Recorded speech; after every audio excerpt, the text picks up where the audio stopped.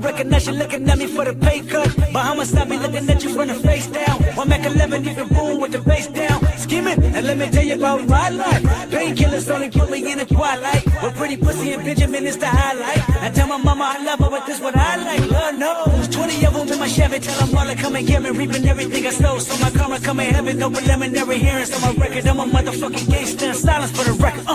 Tell the world I know it's too late. Boys and girls, I think I've gone great. Trying to side my vices all day. Won't you please believe when I say, when you know we've been hurt, been down before. Nigga, when our pride was low, looking at the world like, where do we go? Nigga, and we hate poor. Wanna kill us dead in the street for sure. Nigga, I'm at the preacher's door. My knees getting weak and my gun might blow, but we gon' be alright. Nigga, we gon' be alright. Nigga, we gon' be alright. We gon' be alright. Do you hear me? Do you feel me? We gon' be alright. Nigga, we gon' be alright. Huh? We gon' be alright. Nigga, we gon' be alright. Do you hear me? Do you feel me? We gon' be alright. What you want? You a house, you a car, 40 acres and a mule, a piano with guitar, anything. See, my name is Lucy, I'm your dog. Motherfucker, you can live in the mall. I can see the evil, I can tell it. I know it's illegal, I don't think about it. I deposit every other zero. Thinking of my partner, put the candy, putting on the Rico. Digging in my pocket, and a profit. Big enough to feed you every day. My logic, get another dollar just to keep you in the presence of the Chico. I don't talk about it, be about it. Every day I see you. If I got it, then you know you got it. Ever I can reach you. Pet dog, my dog, that's all. Big bag and chat, I trust it back for y'all. I rap, I'm black on track, so rest assured. My rights, my wrongs, I'm right till I'm right with God. When you know we've been hurt, been down before. Nigga, when our pride was low, looking at the world like, where do we go? Nigga, and we hate poor. Wanna kill us dead in the street for sure. Nigga, I'm at the preacher's door. My knees get weak and my gun might blow, but we gon' be alright. Nigga, we gon' be alright. Nigga, we gon' be alright. We gon' be alright. Do you hear me? Do you feel me? We gon' be alright. Nigga, we gon' be alright. Huh? We gon' be alright. Nigga, we gon' be alright. Do you hear me? Do you feel me? We gon' be alright. I keep my head up right. I cross my heart. In the dark, love me is my need. Too afraid of my changes. I'm alright in your favor. Dark nights in my prayers. Hey cousins, what's going on everybody? I hope y'all are having a great Saturday so far. I hope everybody is feeling good and all of that jazz. If you haven't already, please do me the favor of smashing the like button for me. I would really appreciate that so much if you can on the way in and get comfortable, get a drink because we got some stuff to talk about today. I got a list of a few things we might can be able to get into. On the rundown, I got some Cardi B stuff. I got some Pooh Shiesty updates. There apparently was an update to the Not Like Us lawsuit. I think this is an amicus brief from Yale Law School, I believe. Also wanted to watch with y'all some Joe Budden podcast clips where Punch ended up going there and having a conversation. He talked about, botting.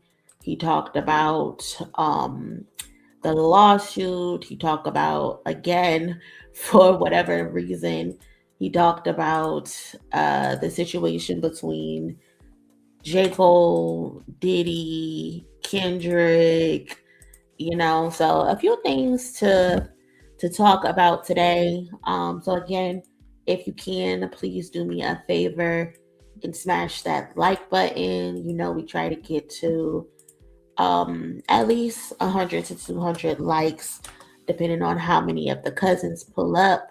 I know it's a little earlier in the day, people are probably out and all of that, but yeah, we here. So again, do me that favor. I'm trying to make sure my screen and shit is good. Um, yeah, Nikki, I don't know why Punch went there anyway, but him going there, I guess it makes for good content. I guess you can say if that matters or not. We did get a few questions answered somewhat, I believe. So, I mean, it is what it is. People, they gotta rub elbows and shit like that in this industry. Even though I personally don't believe a Joe Budden is worth having conversations with, but here we are. We got some shit to discuss at the very least. And he didn't go up there and bullshit, so I can appreciate that, at least that he didn't go up there and bullshit. He even low-key kind of pressed Joe to try to get him to keep that same energy, but we'll get into that in a second. Shout out to my mods. Appreciate y'all holding down the chat. Y'all know the routine. Anybody get weird, kick their ass to the curb. We don't have time for that.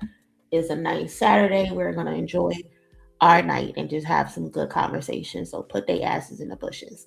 Love y'all. Shout out to Twin. Let's get this roll call popping. Shout out to Twin. Shout out to Unapologetic. Appreciate you. Shout out to Kim. Appreciate you pulling up. Charlotte in the building. Groovy Collins in the building. Q in the building. What's up? Positive vibes. Stranger Sum in the building. What's up? What's up? Nicolette in the building. Ms. Nola Honey in the building. Ms. Nola, are you going to be on your good behavior today or no? Let me know. 55 Vicious in the building. King Q up in here. Appreciate you pulling up. OG Cappy in the building. Appreciate you. TT in the building. Carrington, shout out to Barbados in the building. Babyface J, what's up? Alexis in the building, what's going on? Nikki, of course. Bills in the building. Lisa, what's going on, Lisa? LTFM in the building, what's up, cousins? Hosier in the building. Hosier. Lex in the building. Hey, Lex, what's going on? The Real Knowledge. Dave in the building. Steph in the building. Tiffany. Real 81. What's going on, cousin? Hey, Demi. What's up? Miss Nola, honey, no, I won't be. Had a stressful day today and I need to get off. You know what? I'm not even mad. I'm not even mad. Get your shit off, cousin. Get your shit off. Call me Wayne. What's up, Wayne? What's going on? How you feeling today, Wayne? So what do we want to talk about first today? I don't know. Let's talk about Chris Brown for a second. Yeah, I think let's get Chris Brown out of the way. Have any of y'all actually listened to his new album? Brown came out this yesterday, and the album, of course, has 27 tracks. Chris Brown is notorious for having these bloated ass albums.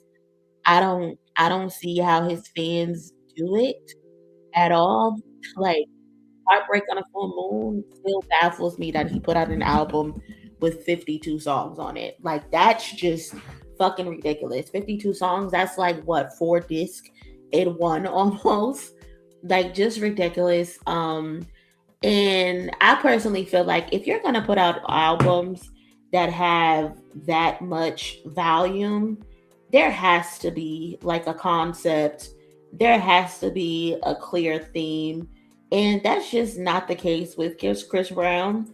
I know this time around, people probably felt like, oh, the album cover, right? The album cover, the recent music video that was a cosplay of Sinner esque.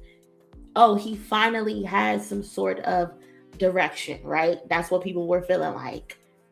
Boo boo the fucking fools. Because no, there's still no actual direction with Chris Brown. It's still playlist, hookah, and vibes with Chris Brown.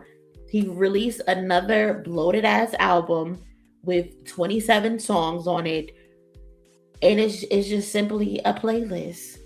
There's no growth, there's no maturity. Yesterday I was having a conversation with a cousin of mine, and shout out to Nia, that's my girl. I mess with her, but we were asking her, like, how do you feel about this Chris Brown album? And I personally asked her because I wasn't trying to be like funny or anything, because I know she's an actual Chris Brown fan, and I know she actually went and sat and listened to this shit, in comparison to someone like me who barely entertains him, and if I do entertain him, it's passively. So I just wanted to get her opinion on what she thought about the album, and she said she liked the album. And someone else had asked her, like, okay, so what is his direction? And she's like that this is a more mature album from him, because he's finally admitting that he does not want to be in a monogamous relationship. And I'm like, it took him 8 albums or 4 baby mamas and 20 different relationships to finally realize that. Like, and again, that's my girl. I didn't want to like laugh in her face, but that was such a ridiculous response. And like, what is mature about a nigga finally saying on record, okay, I'm just gonna cheat on all you bitches? Like, that was pretty obvious that I was gonna cheat on all you bitches, and I was gonna have my way and be with any woman that I want to be with. Like, that didn't need to be written down or sung over Suno created AI beats. But that's what she said she got from the album. She said some other things, but I can't really remember right now. But that one thing stood out to me, because it's like, men don't really need to write it down that they're not ready to be monogamous. They won't ever be monogamous. Especially, he's 37 years old. He hasn't been monogamous his entire career. He got 4 baby mamas with 4 different women. I don't know. But again, I personally did not listen to the album yet. I said I would probably put it on in the background while I'm cleaning up tomorrow. But then again, I don't even want to do that, because I don't want the negative spirits in my house while I'm cleaning. So I'm not even going to do that. I'm not going to do that at all. But if you've listened to the album, how do you like it? Is there a favorite song that you have on this album? Let me know. It just, again, it baffles me that this man has put out so much music. Like, I think Chris Brown has put out more music than Drake. And Drake has put out a lot of music. And it's just like, for Chris Brown to be able to put out so much music, he's had at least, I think my cousin Keith pointed out, like, Chris Brown has had like 3 albums that were double albums. Stevie Wonder doesn't even have that many. Marvin Gaye doesn't have double albums. Prince doesn't have double albums. Beyonce doesn't have double albums. Kendrick Lamar has a double album, but it's only 18 songs in comparison to Chris Brown putting out 52 songs, 37 songs, 27 songs. And for you to have this much music, but you can't show any creativity anything that's groundbreaking, anything that has changed the trajectory of music, that's pretty concerning, especially based on the fact that they keep wanting to put him in conversations with the greats. And he hasn't shown us anything of greatness ever in his career. Chris Brown's most promising moments were when he first came out. They were when he first came out. Right now, it's beyond disrespectful to keep comparing this man to the greats of a Michael Jackson, who literally changed the fucking world of music, who's touched so many people. Chris Brown has never done anything like that. The only thing that he does well is dance, and he barely does that well. Like, I don't even like his style of dancing. I don't, but that's personal preference. You know, everybody has what they like. But that's his selling point, that he's a decent dancer and that women are attracted to him. That's what has kept this man relevant. Black women, I'm talking to y'all, because y'all are the ones who keeps Chris Brown relevant, and he don't even like y'all. He don't even like y'all. He don't even want y'all in his sections in the club, but y'all still show up and y'all still support this motherfucker. It's just embarrassing. It's just embarrassing. Like, I don't know if he needs a better team of people who can actually challenge him.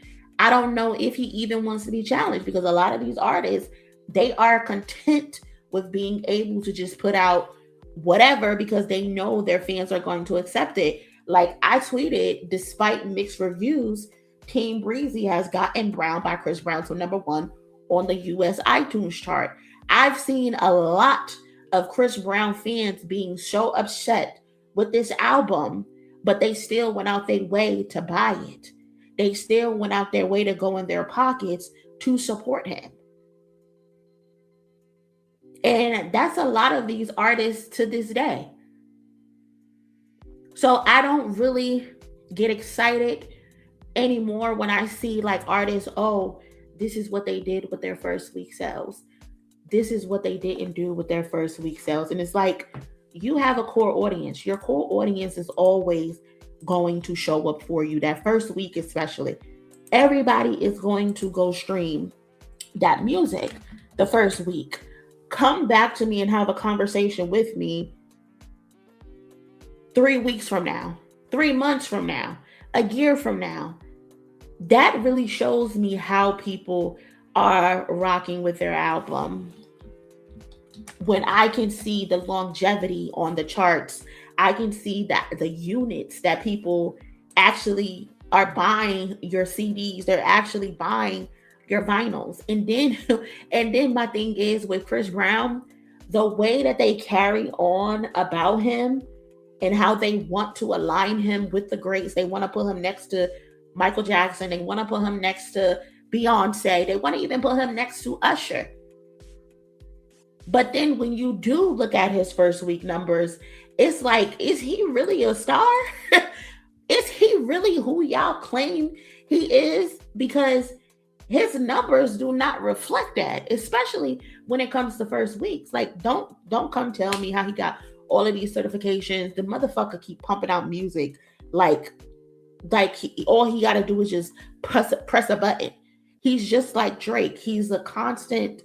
He's a person who's constantly putting out music, even if the music isn't good.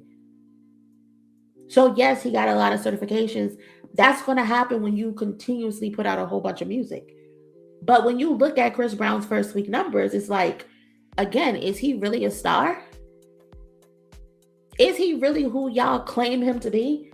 Because how is in all of his career, Chris Brown has never cracked $300,000, 300K in the first week sales. But he is supposed to be on the same sphere as a Michael Jackson, a Beyonce, a Usher, a Justin Timberlake, even. It don't make sense. Your highest output is 294,000 first week. Your last album before this only did 45,000 first week. That's crazy for somebody who y'all keep propping up.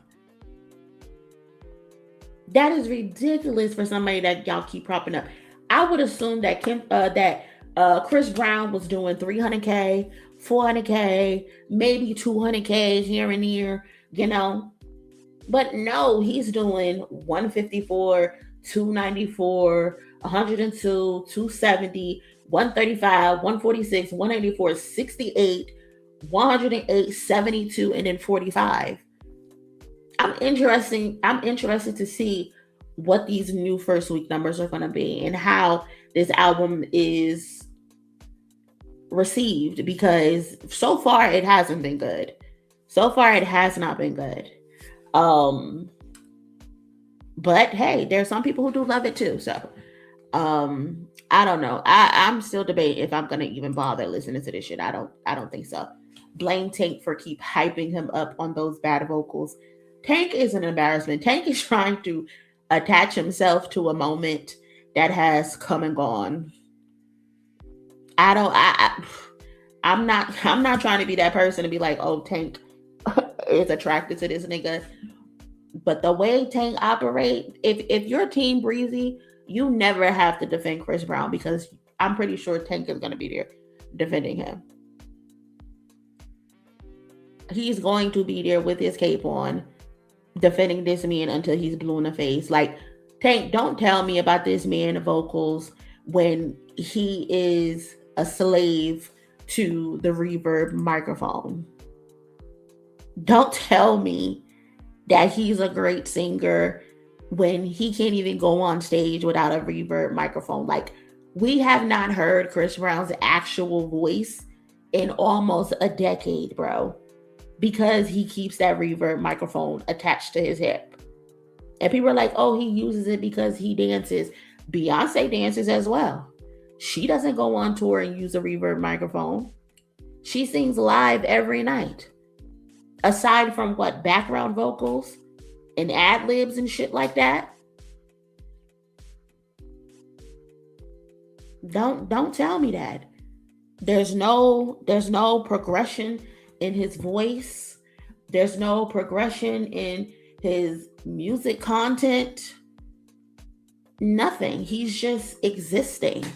And he gets to just exist because there are women who are attracted to him. And then that's it. That's it. It's funny. It's just so funny to me. But shout out to Christopher. Shout out to Christopher. The lady is gonna show up for him every time. Every single time. Chris Brown is a case of wasted potential. Yeah. I don't know. What we got next up? Let's just keep this shit rolling. Cardi B. Cardi B is out here moving so crazy. So your girl Cardi B was spotted at a Mother's Day event with nobody other than Stefon Diggs. She was spotted with Stefon Diggs. If you haven't, please do me a favor and smash the like button if you are enjoying the stream. I would appreciate that. She a real lover. Okay, if that's what we calling it. Charlotte says, I've officially given up on Cardi B. On Cardi. Damn it, man. Cardi is letting her fans down. But again, your girl was spotted at a Mother's Day event. This is the first time she was spotted with Stefon Diggs for a little while. I know he attended her concert recently, and then they went to like an after party together, and then she was spotted going to his car. But this is the first time that they've actually been spotted together. And he was hosting a Mother's Day event in DC where he's from. And I feel like Cardi B definitely waited to pop out until all those charges that Stefon Diggs was charged with recently. She waited to pop out. She waited till the coast was clear. But like I said, it was pretty obvious she was still back fucking with him after it seemed like they were taking a little break during the Super Bowl week or whatever. And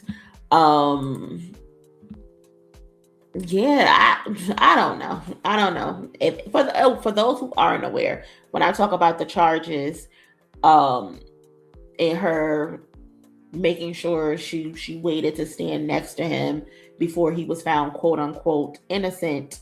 Steph was found not guilty of assault and felony strangulation following an alleged incident in Massachusetts at his home in December of 2025. The court documents and the testimony, police report in the testimony claims that Stefon Diggs slapped his live-in personal chef. She claims he slapped her. He pulled her hair. He put her in a headlock, using the crook of his elbow, and tried to choke her during an argument allegedly tied to unpaid wages and personal tensions. The case then got real messy because the chef testified that he allegedly had a sexual relationship with her before she was hired as a chef, and then he moved her in. So just a lot was going the fuck on in that house. It seems it was revealed that he was also sleeping with other women. So basically, Stefon had a house full of women that he was fucking, and they were all living with him, doing chores for him, and they were getting paid, and then they were getting fucked. And the BBL chef allegedly got upset when he was going to an event where Cardi B was, and she wanted to go to the event. They just had a whole bunch of shit going on, because imagine saying, I want to go to an event where your girl is, even though I know I'm fucking you. Like, just crazy. And again, I don't know if it's true or not that this man slapped this girl. Unfortunately, she wasn't the perfect victim on the stand. She did get caught in a lot of lies. She tried to pretend she didn't understand questions. She tried to pretend like she didn't remember doing this. She didn't remember doing that. So she got on the stand and she did not look good at all. Especially they were posting videos of her dancing after she was allegedly slapped. She's in the house dancing. She's in the house cooking him hot dogs and all types of unnecessary shit. She claims he offered her $100K, but there's no proof for that he offered her $100K to recant her statement. She her and her accounting people or mediator or whatever tried to ask him to give 5.5 million, and it's just a hot mess. Cardi B, girl. This shit is just messy, just very messy. And she did right. She did right by calling that last album Am I the Drama? Because yes, drama follows you, girl, wherever you fucking go. It is crazy. It is so crazy. Me personally, I would be done with this nigga. Because again, he allegedly had all these women living in his house. He's fucking all of them. He's paying them. And then you're at your house. You have a child with him. He also has other children that he ended up having. He got like 8 fucking kids, like all within a year. There's a lot going on. So for you to attach yourself to another crazy situation, poor decisions. And of course, the other poor decision that she made, Offset, the ex-husband, he want to be messy because he want to get his 2 cents in. Leave that girl alone, Offset. Don't you got other shit to worry about? You got bigger concerns. He done took to his Instagram, posted and deleted this picture of him in the studio and with a laughing emoji after the pictures came out of Cardi B and Stefon Diggs at this Mother's Day event. Leave these people alone. Leave these people alone. Like, how is your bullet wound? Like, you should be worried about your bullet wound. You have bigger issues like the casino. Them casino people want their money. You laughing like, and you also just laughing like you didn't do her bad too. You laughing like you didn't do her bad too. I guess Offset feels like she could have just stayed with him if she was going to get with a man like Stefon. And I guess, but this entire thing is just drama filled, very messy. There's just a lot of people involved. There's a lot of fucking going on. There's a lot of swapping of body fluids, STDs, probably jumping from couch to couch with multiple people. Y'all are creating all of these broken homes. Offset, you got like 5 kids. I think you came into your relationship with 3 other kids. You got the 3 kids from Cardi B, so you got 6 kids. Cardi B, you got 1, 2, 4 kids. Stefon Diggs, you got 8 kids. Like, all of these fucking broken homes being created, all of these baby daddies, all of these baby mamas, all these kids sleeping in the homes with no present or active father is just ridiculous. It's just ridiculous, and it's embarrassing.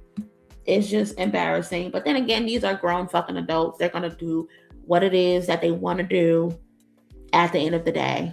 They're going to do what they want to do at the end of the day. But like Miss Charlotte said, just think of the children.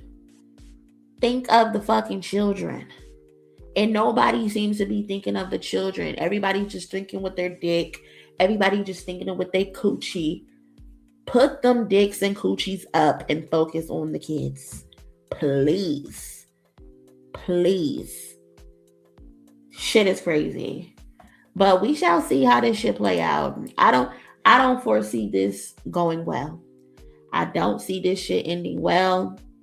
I feel like there's going to be some more shit because there's just too many women. There's too many kids involved.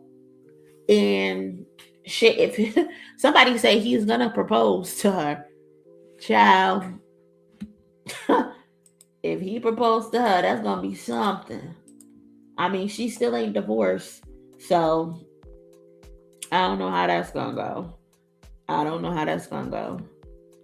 But, hot mess. Good luck to them. Good luck to them in a situation. Shit.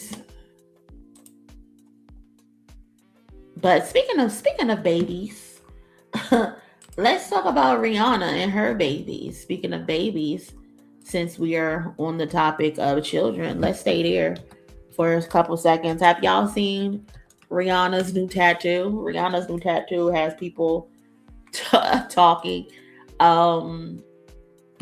She went and got a tattoo of her kid's drawing. And she put it on her leg. It's an interesting tattoo. Personally, I would not get this tattoo. I don't know personally, but then again, I'm not a mother, so I don't know what that feels like. I don't have any children. They done drew some scribbly, scrawly shit, and she got it placed on her leg. People say Rihanna out here tripping. She out here just doing shit because she needs something to feel. The tattoo is crazy. Yeah, it's a very interesting tattoo, especially the placement. Hold on, let me see if I could actually zoom in on this photo. Here it is. This is the zoom on the placement of the tattoo. I can't wait to see how she dresses this up and see it in public, because right now this shit just looks weird. She tripping a little bit, not gonna lie. That damn tat is crazy. Why this drawing though? That's what I thought. Like, You could have picked anything, or you could have at least waited until they turned like what, 5 years old, where they could color in the outlines and shit like that. It looks like a bruise. Yeah, it's very interesting. A very interesting tattoo. Hold on. Zoom in a little bit more. Yeah, here it goes. Very interesting. And then for her to get it in this placement, I don't know. I love my son, but absolutely not. Like, I love you, but I don't love you that much to get no scribbly scrawly on the back of my leg now. I think it's cool. I still got my son's original Crayola scribble drawings here in the crib. Listen, I ain't mad at it. Me personally, I probably wouldn't get that. Personally. But them her babies. So I can't even say she wrong. Rich people shit. Right now, where she placed it, she got yeah, Rihanna's the type of person who just be doing shit for the fun of it. You know, it could have been smaller or framed better. Yeah, I think if she would have gotten it smaller, it would have looked better. I don't know. Plus, I would have probably got something like that on like my wrist. I think on the wrist, smaller in the middle of your wrist would have been cute. I think. I don't know. But it's definitely an interesting tattoo. Rocky better shape up. Don't let Reese stop giving a fuck now because he on thin ice. Yeah, apparently they got some problems going on. I don't know how true that is. People were making assumptions and shit like that, but I don't know. Wrist or ankle. Yeah, that wouldn't have been bad. Shout out to the cousin Raphael towards the goal. Appreciate you, cousin. Thank you so much for donating. Thank you. I'm a mom, but no. She got pierced too. Yeah, she did get a pierce. That's why I said Rihanna just probably just wanted to do shit for shits and giggles because she just wanted to feel something. That's why I think she went and did this. Like, the girl is bored. She ain't got shit else better to do at home. So she just out here just doing shit. But again, like I said, those are her babies. And you never know a mother's love and how deep a mother's love is for her children. So I get it. Shout out to Rihanna and her chilling. She got 3 kids now altogether, I believe, with Rocky. They putting a little team together. So shout out to Rocky and Rihanna. Thank you, Easy. Appreciate the donation towards the goal. Thank you, cousin. Blake, yeah, that's the Rihanna situation. I wonder what was ASAP's reaction to the tattoo. I wonder what his reaction was. TT, couples argue they've been through a lot lately. I'm sure they're stressed and traumatized. 100% TT. Great point. Like, nobody's relationship is perfect. And if the relationship is perfect, that would probably scare me. It's okay for us to have a little how do you say it? A little passionate conversation here and there. We're not going to always agree. We're not going to always like the same thing. We're all individuals with our own opinions. So it's reasonable to argue. My only gripe is when shit, gets too heated and it becomes like physical. Then we got to take a step back and reevaluate some shit. But if we having a passionate conversation, then so be it. That's what it is. Rihanna and ASAP don't come off like they trying to be perfect, I'm not a fan of it, but it's her body. At the end of the day, that's all that matters. Your body, your choice. So I get it. Raphael said, he probably said, what the hell? What the hell is that? Strangers, shout out to the cousin. Imperfect people trying to love each other and perfectly get through it together. Amen. Fucking man. Get through it together. That's how this shit is gonna work. That's how this shit is gonna last a long time. Like, I couldn't imagine, like, someone else just said, what's the cousin who just said that? TT, how TT just said, they've been through a lot recently, especially with that shooting. Like, I couldn't imagine you being in your home or outside of your home in your backyard and y'all just chilling, sleeping, relaxing, enjoying each other, and someone shoots into your fucking area. Like, that would traumatize me. That would scare me. So I get it. I get why they're probably, on high alert and shit like that. And plus, I think it was corny for that person, whoever was recording them in their vehicle, and they looked like they were having a passionate conversation, and then they're just assuming that, oh, Rihanna is mad, oh, ASAP did something. You can't even hear what the conversation is, so why even lean towards that? This wasn't a Jay-Z Solange elevator situation where we can tell this nigga done fucked up and Solange is on that. Like, that wasn't that. So again, shout out to Rihanna for loving her babies so much to the point that she gets scribbly scrawly on her leg. Yeah, me personally, I probably would have got it smaller in a different placement, but again, at the end of the day, like Effin said, her body, her choice, her babies, and that's all that matters. That's all that matters. So shout out to Rihanna. Shout out to the cousin Retha. Appreciate you so much, cousin, towards the goal. Shout out to the cousin Latrice. Appreciate you as well towards the goal. Thank you so much. WWW's in the chat. I appreciate y'all supporting the channel the way that y'all do, whether that's donation or liking a video. I see we got over 100 likes. It says we got over 200 people in here.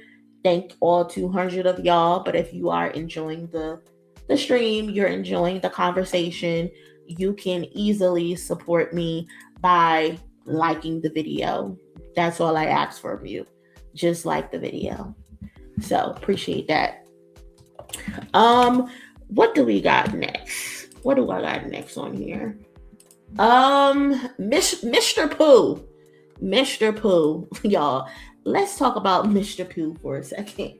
Because Mr. Pooh might be one of the dumbest criminals of all fucking time. Like, I'm still not over him putting himself back into this situation. Why? Why would you put yourself back in this situation? You got a second chance at life. You got famous. You made a name for yourself. You got everybody walking around in these Pooh Shiesty masks, not even being able to profit off of the Pooh Shiesty trend that you started. You go to jail for however many years you go to jail. I think it was 5 years. If anybody knows, put it in the chat. Y'all be knowing this stuff more than me. But he went to jail for a little while, came home, got a first day out freestyle, probably first day out freestyle, probably would have went number 1 if it wasn't due to the holidays. He was fighting against the holiday songs, but he ended up getting a top 10 record. He's on streams, making himself visible. Things were going good for him, just for it to come out that he ambushed, robbed, and held at gunpoint and tried to force Doechii Mane to release him from a contract. So the most recent update is that Pooh Shiesty has pleaded not guilty on May 8th, which was yesterday, to 5 federal counts of kidnapping and extortion, which was linked again to the events that happened at a Dallas recording studio involving Doechii Mane. Federal prosecutors are alleging that Pooh Shiesty, who was signed to Gucci Mane's 1017 record label, and his 8 co-defendants, including his father, and rapper Big 30, orchestrated a coordinated armed takeover. They allegedly lured Gucci Mane and 2 other music industry figures to a Dallas studio under the false pretense of a legitimate business meeting to discuss Pooh Shiesty's recording contract. Pooh Shiesty was reportedly upset with the deal terms, and he wanted to get out of the contract. And now I low-key understand Pooh Shiesty wanting to get out of his recording contract, because from the outside looking in, it doesn't look like anybody is over there flourishing at 1017 under Gucci Mane. I mean, I think the only person who's actually flourishing is Gucci Mane himself. And because, they have the people who have died. How many people have died under 1017? From what I know, there's the dude, I forgot his name, but there's one guy who passed away. Enchanting passed away. There's other people who are in jail right now. It's just not a lot of good shit going on over there at 1017. And Pooh Shiesty he feels probably like he can do this shit himself. He doesn't need the cosign of Gucci Mane anymore. He had to get out, took money from Gotti. Crazy. He didn't have anyone to keep him straight. Nope. Not when Papa Shiesty out here running plays with him. What's up, Bree? What's going on?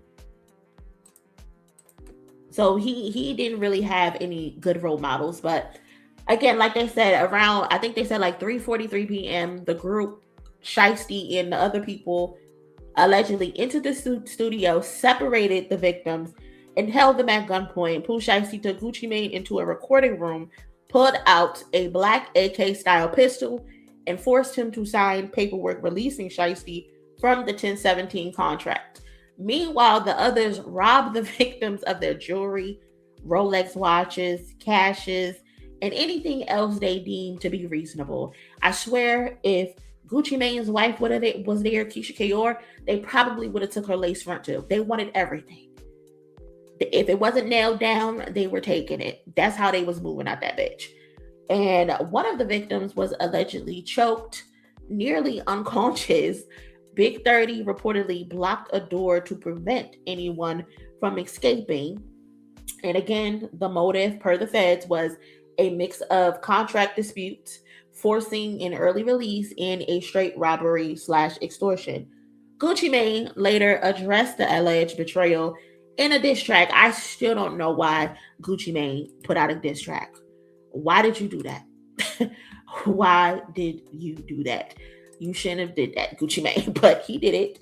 He rapped on the song about being set up, where people smile in your face and stab you in the back, and reinforcing their artist-label relationship, and saying Pooh Shiesty was basically ungrateful.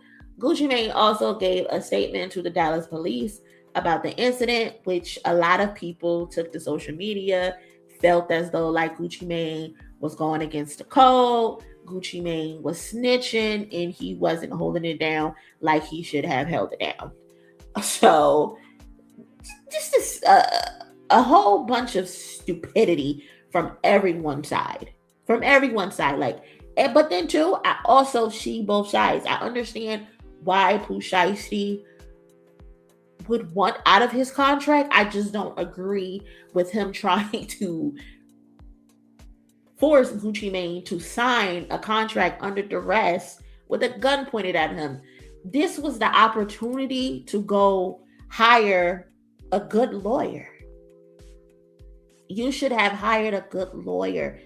Put that money that you're flashing and showing off in your music videos to good use. Why would you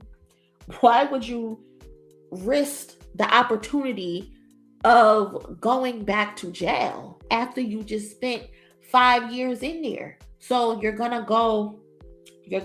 just got out of jail. You're on probation. Exactly, Stranger Son. You're on probation. You have a fucking ankle monitor on, sir. And then you're going to commit crimes. And when your parole officer calls you, asking you where the fuck you at, you lying about it. You're lying about it. So not only are you in jail, you're still not out of your contract. And Gucci Mane is still benefiting from your discography. Just stupid.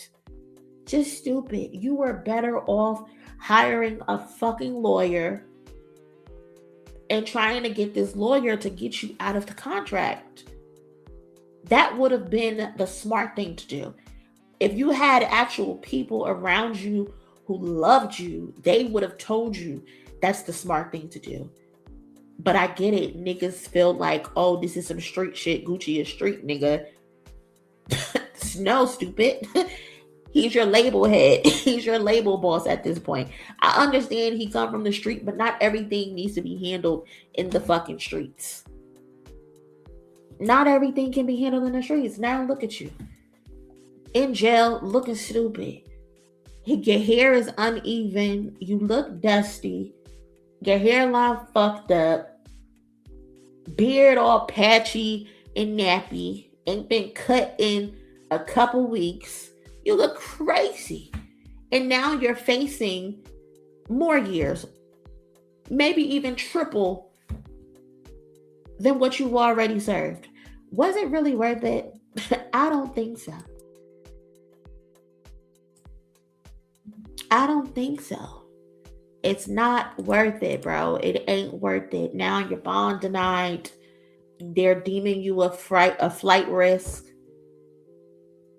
Now you got to remain in custody. You facing 5 federal counts of kidnapping and extortion. It's just all bad. It's just all fucking bad. And then he also lost a lawyer too. He lost a lawyer, but good enough. He was able to get another one. But the Bradford Cohen man, he withdrew himself from the case in April. And now he's being represented by somebody else, thankfully. But this shit is crazy. You could be facing up to life in federal prison. All because you wanted to keep it gangsta. Nah. Once you enter the music industry, and once you have paperwork involved and shit like that, you can't just go robbing niggas. Like, I get it, they used to do that shit back in the day. They used to do that shit back in the day. But they also had to face consequences as well. Come on, Pooh. I just wish he had more smarter people in his corner. Not where's Brian still? Isn't he working with Lil Durk? I don't fucking know at this point. I can't keep up. I cannot keep up at this point. Shout out to the cousin TB for the big doll. Hey Monie, listen. Ree's life was almost taken. Child, let her live. Yeah. I ain't even mad, T. I'm not even mad. I'm not mad. At this point, she could have got the shit on her forehead. I would have looked at her crazy. I would have not understood it. But hey, she done been through and she done seen some shit, so I get it. I get it. And shout out to you, cousin, for the big dog. I appreciate that so much. Thank you. The music industry is the game. Yeah. I feel like with artists, if you don't have to sign to a label these days, don't sign to a label. Do not sign to a label. It's not worth signing to a label and giving your life over. You know, a lot of these people are taken advantage of, unfortunately, because they don't know better. They just want to be put on so bad, so they just take anything. But the industry, the labels, they will chew you up and spit you the fuck out. They really will. So you ain't wrong, cousin. Speaking of, that's a great segue, because Miss Latto, she's talking about she intends to retire after her next album. And if we talking about shady label practices, Latto has some shady label practice or label issues that a lot of people I don't think are aware about. Personally, I don't think they're aware of that she's been going through a lot behind the scenes when it comes to her label. But yesterday, she took to her Twitter account and she announced that she is going to be retiring. 529, my retirement album. Thank you for everything, she tweeted. Um, and this comes off the heels of her announcing her pregnancy. A lot of people felt like she's been using her pregnancy for a rollout to push her next project. And she recently released a single with Glorilla. I think the song is called GOMF. It debuted at number 90 on the Billboard Hot 100. It became Latto's 14th entry on the Hot 100. This is Glorilla's 18th entry, but unfortunately for Latto, who I thought would have like a reasonable, promising career, I've seen Latto basically grow. She was on the rap game. My cousins used to watch it all the time. She was on there. She won the competition with Jermaine Dupri. And she was, making a name for herself as a child rapper, building a name up for herself in the Georgia area, whatever, got on the show, and it was beneficial for her. And she, as she was getting older, she was making good songs or decent songs or whatever, but I feel like Latto lost the plot almost. She's lost direction. She's lost her momentum. And after the Big Energy song, which also I think got co-signed by Mariah Carey, got a remix with Mariah Carey. I think Mariah Carey performed with her. She hasn't really had much success. I know there was the Bitch from the South song, whatever. I don't know if that's what it's called, but the Put It on the Flow song, which I liked. I liked the remix with Cardi B. I thought that was a good song. But it's been a lot of bubbling under energy for Latto, or just simply entering a chart and falling off after a week or two in placement. And I don't know if any of y'all recall, some of y'all might be too new, but last year in some change, we discussed on stream how Latto was allegedly having issues with her label. And a little birdie told me that this shit isn't about retiring. She's quote unquote pulling a J. Cole, but this really isn't about her actually wanting to retire. Latto has been feeling frustrated for a very long time, and she feels like saying this is her way out, almost. Or it's easy to say this to be able to save face of what her situation actually is, because I think it's probably embarrassing to know that RCA hasn't really put effort into her. RCA isn't giving her the budget that she desires to be able to go and make the kind of content that she wants. That's why we see the music videos of her in her home, and she's making videos in her vehicle, because she don't have the actual resources, and they feel like she isn't doing enough to be able to gain these resources. And RCA has allegedly finally put her foot down after previously threatening her that they were going to drop her ass. It's alleged that they finally said, after this shit, you can go. We're done. We're done with this experiment. That's allegedly what they're saying. Another one that needs to call Project 3 agency. I'm not playing with y'all, Nikki. I'm not. I can't. Y'all are crazy. They definitely need to call PG Lane. They definitely need to call Dave Free, Kendrick, and Project 3 to get some help, because a lot of them are just lost in the sauce. They don't know what to do with themselves. And they said Sony is out here. Sony RCA is out here moving furniture around. They cleaned up shop. They moving tables, they moving couches, they rearranging shit.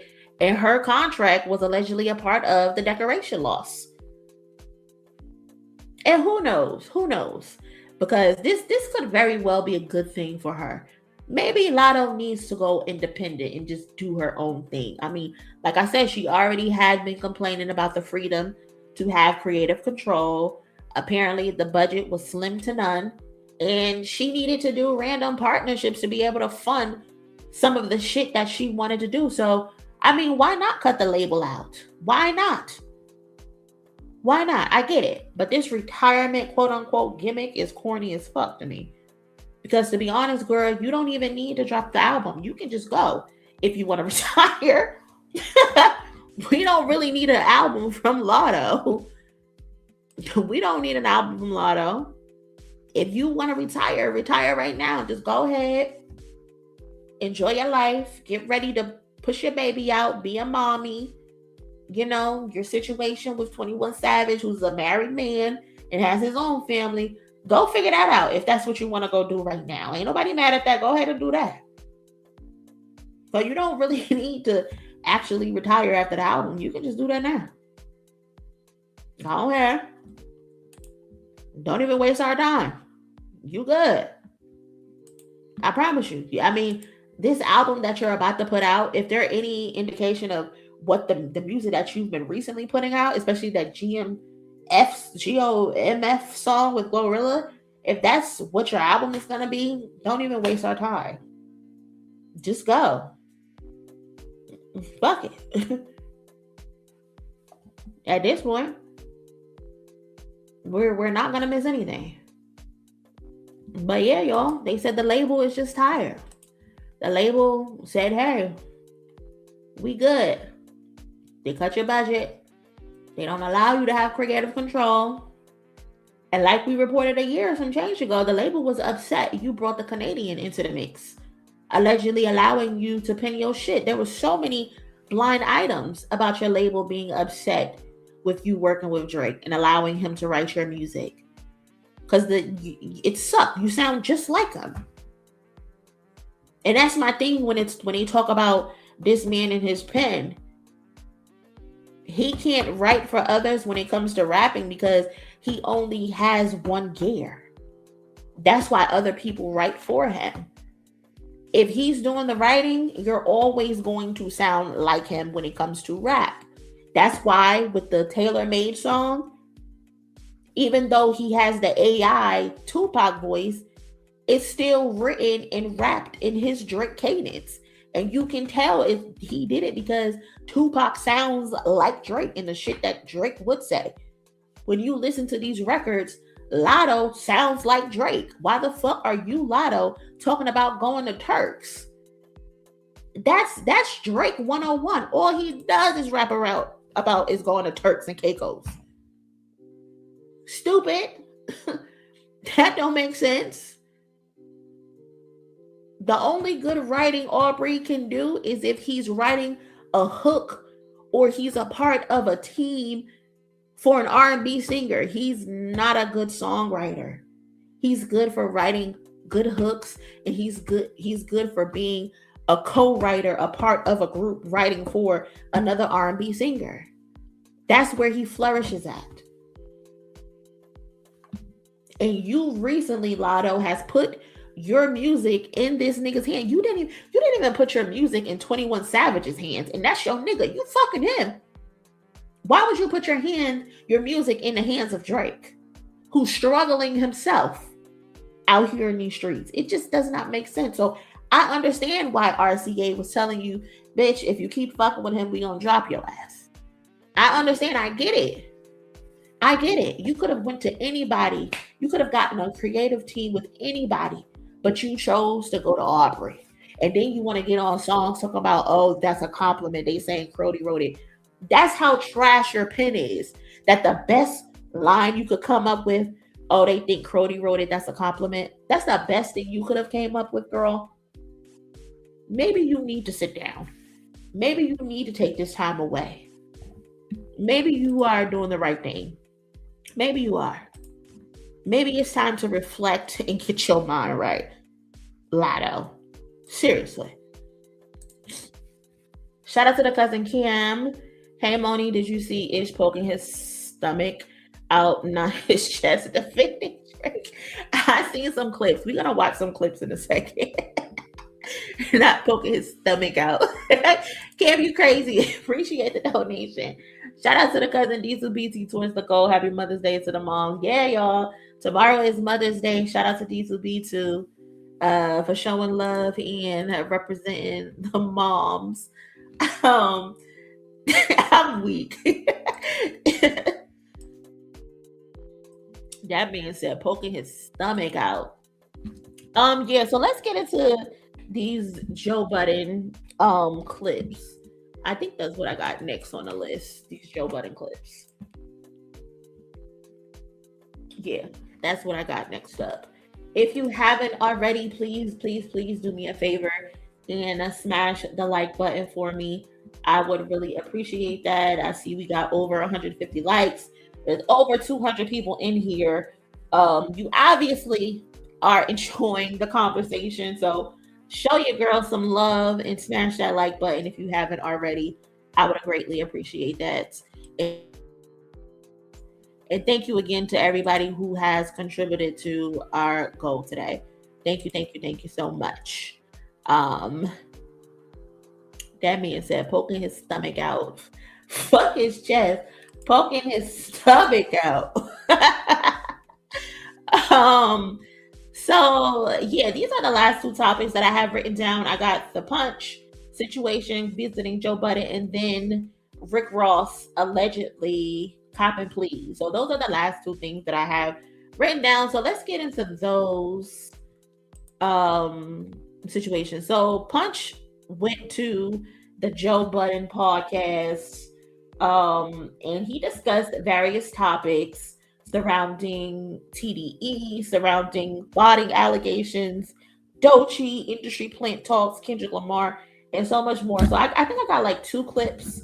One of them is actually 11 minutes and the other one is like 4 minutes, but that's a combination of clips. So I'm actually going to speed this up a little bit because copyright and all of that with Joe Budden. Hold on. 25. Shout out to the cousin Star. Appreciate you. If Latto signs to Drake, he'll do her the same way he did Naomi, allegedly. Just wasting beautiful talent. Star. Naomi is over there talented as hell. Where's my marker? Hold on, y'all. Yeah, let's do that. Because copyright, all that jazz. So let's listen to what they had to say. J. Cole said you lying. Yeah. J. Cole called you a liar.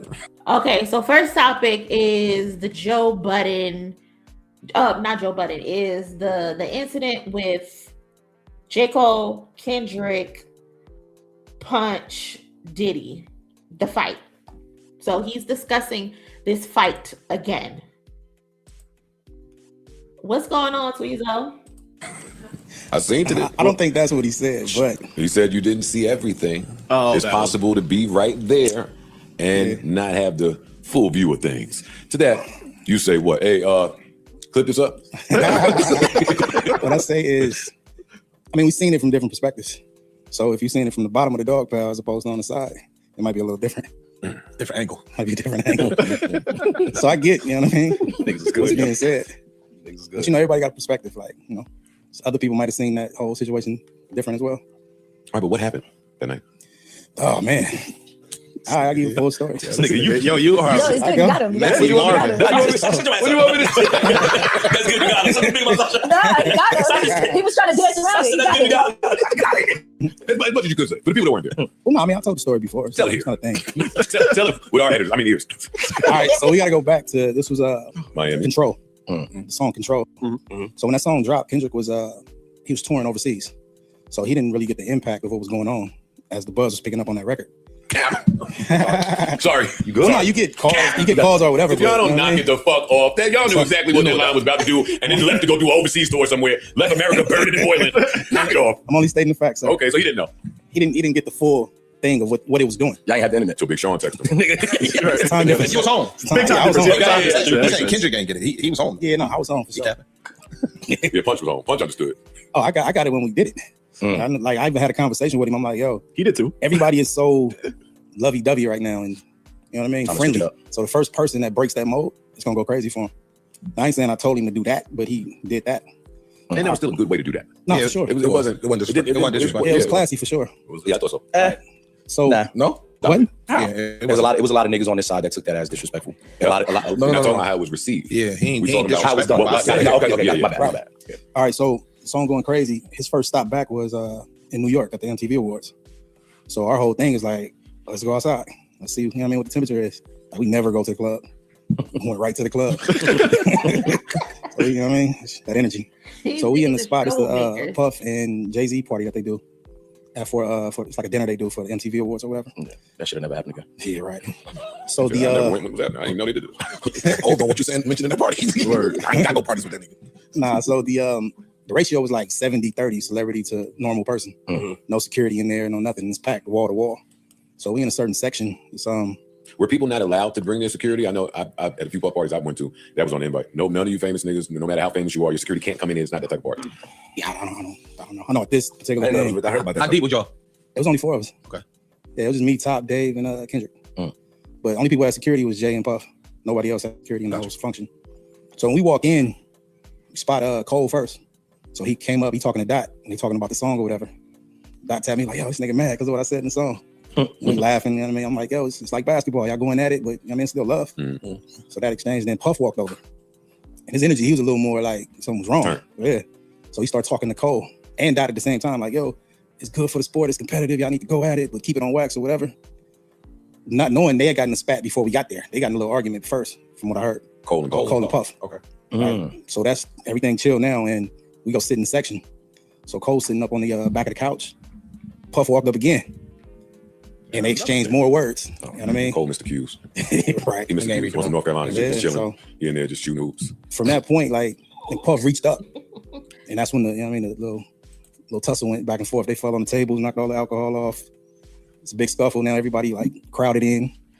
They rolled Cole out of there. And they cleaned the table in like 60 seconds. You ain't know nothing happened.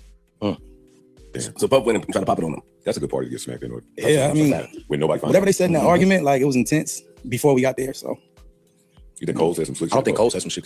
Yeah, I don't think so. He responded. I think Cole responded in a slick way. Like Puff was over there saying whatever. We know the history of Puff. Cool. There's a little alcohol flowing around too, for sure. So that's it right there. Yep. Well, it was cool. Like even the rest of the party, like Meek Mill came up, he seen Dot, shook his hand. Like, yeah, you know I gotta get you back. Yeah, for sure. Wait, who said that? Meek Mill. You know, he mentioned him in the record too. Stop. He said his name in the verse. Meek at that moment is, and this is 2012. Yeah, this is 2012 Meek we talking about. Stop. Just chill. 2013. Yeah. What you want to say? Go ahead. Stop. Go ahead. No, because it sounds like it's all jovial vibes.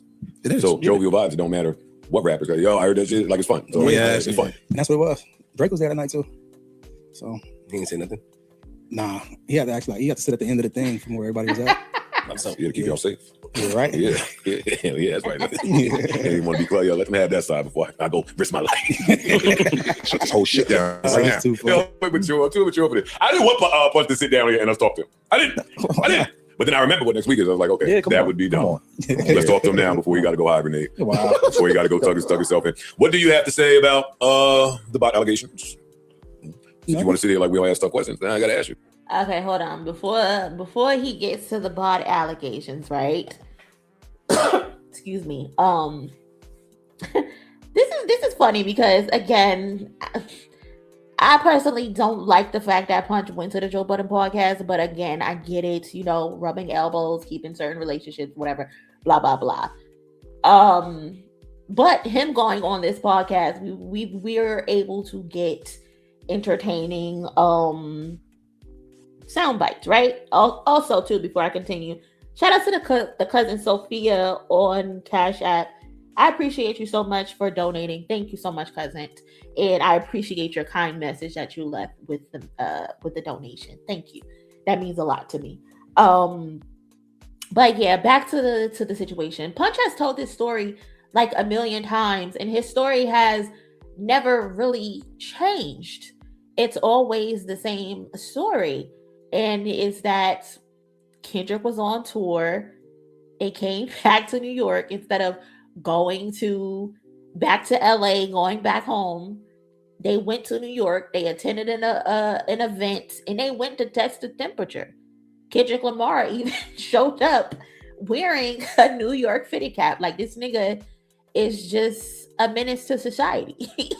At this point, like, they don't give a fuck that niggas are upset. They don't give a fuck that niggas feel some type of way that he said he's the king of the coast, one hand, I juggle them both. He does not care, especially because that lyric was a play on, I think, something Corrupt had previously said.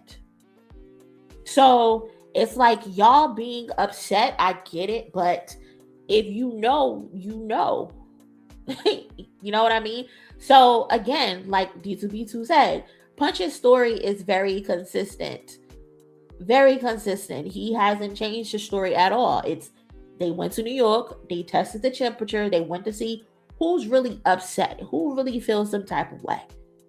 And for a very long time, J. Cole and, well, I won't say J. Cole, but for a very long time, people have pushed this narrative that J. Cole was protecting Kendrick Lamar, when in fact, J. Cole was not protecting Kendrick Lamar.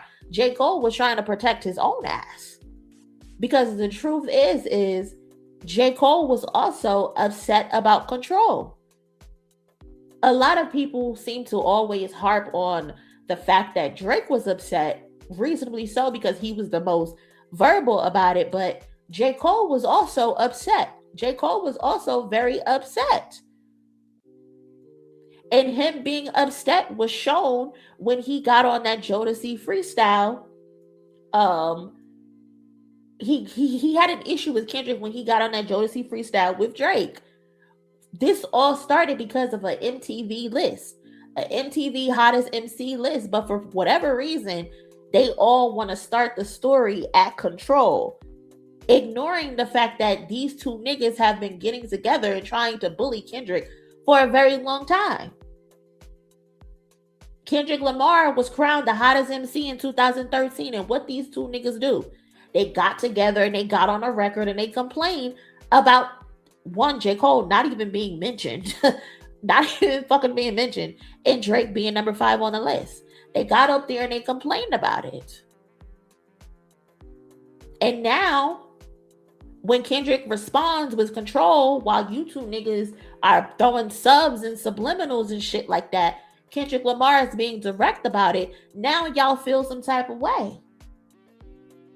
The audacity for y'all to be upset because I'm saying y'all names on records, would y'all much rather me beat around the bush because this is what y'all do? Because y'all got on a record and wanted to beat around the bush, y'all expected me to do the same thing? Especially based on the fact that I wasn't even throwing y'all shade on this record when I said y'all names. I was just letting y'all know, like, I'm better than you niggas, and I'm willing to draw a line in the sand and tell y'all that I'm better than y'all, and I'm willing to prove it. Let's get it up. Let's prove who's the best. Where's the competition?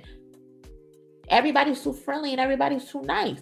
And so what happened is J. Cole approached Kendrick talking about the song, and like Punch said, Kendrick Lamar was laughing because, nigga, what are you upset about? You of all people, J. Cole, the way you so-called hold yourself and the way you present yourself, you should know what this is about. You should be okay with a little lyrical sparring. This shouldn't bother you the way that it's bothering you. But it is. You're upset and you're bothered. And now I'm laughing in your face. And then my thing, what I think happened is a drunk ass Diddy was probably already at the party berating J. Cole, probably berating Drake too, and letting them know, like, y'all can't let him disrespect the East Coast. What are y'all going to actually do? Who's going to stand up in front of him and dispute what he's saying about New York? I can 100% believe that's what Diddy was doing. I know Diddy. I've watched Making the Band. I know how he operates. He 100% was probably in J. Cole's face, drunk as fuck, probably spitting, telling him that he needs to get his get back. I will die on a hill believing that Diddy was telling him to get his fucking get back. And he was probably annoyed because Diddy was probably saying he dissing all of y'all, he punking all y'all.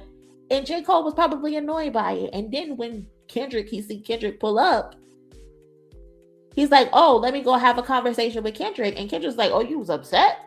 You mad? Like, I didn't know you was really mad about this shit. Like this something we can have a conversation about, you know? And then I think Diddy walked over again. It was probably instigating and antagonizing the situation, and J. Cole probably got mad and they got into a scuffle. He probably said something to Diddy. Diddy probably reacted because y'all know how he is. He think he's a leader. He think he can control people. He'll blow your fucking car up. Like, he probably felt some type of way. He probably felt like J. Cole disrespected him and he probably swung on him. Diddy is known to have swung on Drake as well. He's on record of slapping Drake as well. So it ain't no different for J. Cole. It seems the only person Diddy probably hasn't tried is Kendrick. But I also have my reservations for that too, with that situation in Vegas. But that's another stream for another day. But we have on record Diddy getting into an altercation with at least 2 of the big 3 members. If we really write this shit down and really think about it, you done got into a fight with J. Cole. Then you slapped Drake at some point. So it's like, what's going on? So I think J. Cole, that's how the fight actually started. And unfortunately for J. Cole, he got rolled out, allegedly. He said he got beat up. He got jumped, essentially. He got jumped by Diddy security. They picked him up. Somehow Jay-Z security or one of Jay-Z's friends got involved. And they carried J. Cole out the back, cleaned up the section. And then the night continued like nothing actually happened. So unless you're going to come and tell us that Punch is wrong and tell us the actual story, then what you want us to do? And then they said, Mac Wop said Diddy had on a thong, a leather thong. Imagine getting your ass whooped and a nigga that's beating you up got a thong on. Oh my God, I will be so terrified. I'll be so terrified. So not only is this nigga beating my ass, this nigga is freaky too. Jesus. Diddy also pulled Drake's arm out of socket. That's why Drake started wearing arm sling. Diddy is a fucking terror. He's a fucking terror. This is why Disney or whoever, Marvel, told his ass, you can't wear the Joker costume. You know how evil you gotta be for an entity to tell you, don't wear our costumes. You are too fucking, you're just too much. Too much comes with you. The fighting freaks is crazy. I can't. Punch, very media savvy. Punch knows exactly what it is that he's doing. He might get on my nerve, but he knows exactly what he's doing. I could not imagine getting my ass whooped and a nigga, you look up and you just see all these punches and all of these kicks, and then you turn left and you see the nigga that's calling for your ass whooping to have on a leather thong. Oh my God, I would be so mad. I'll be so pissed.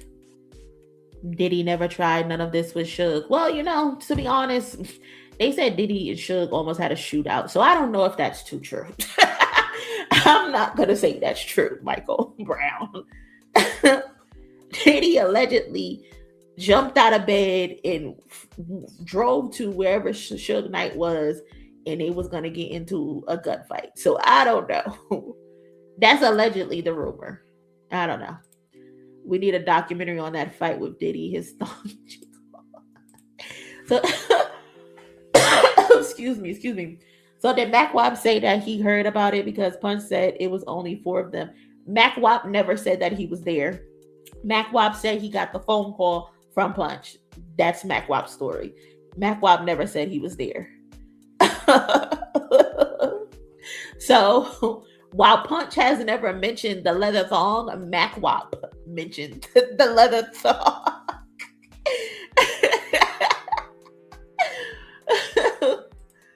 Hell nah, you gotta shoot Suge. Hell nah, ain't no fighting Suge. You gotta shoot that nigga. Okay? That ain't no nigga you fight. Did you hear the part where they talk about why Joe switched up on Joe? We're actually about to play that clip right now.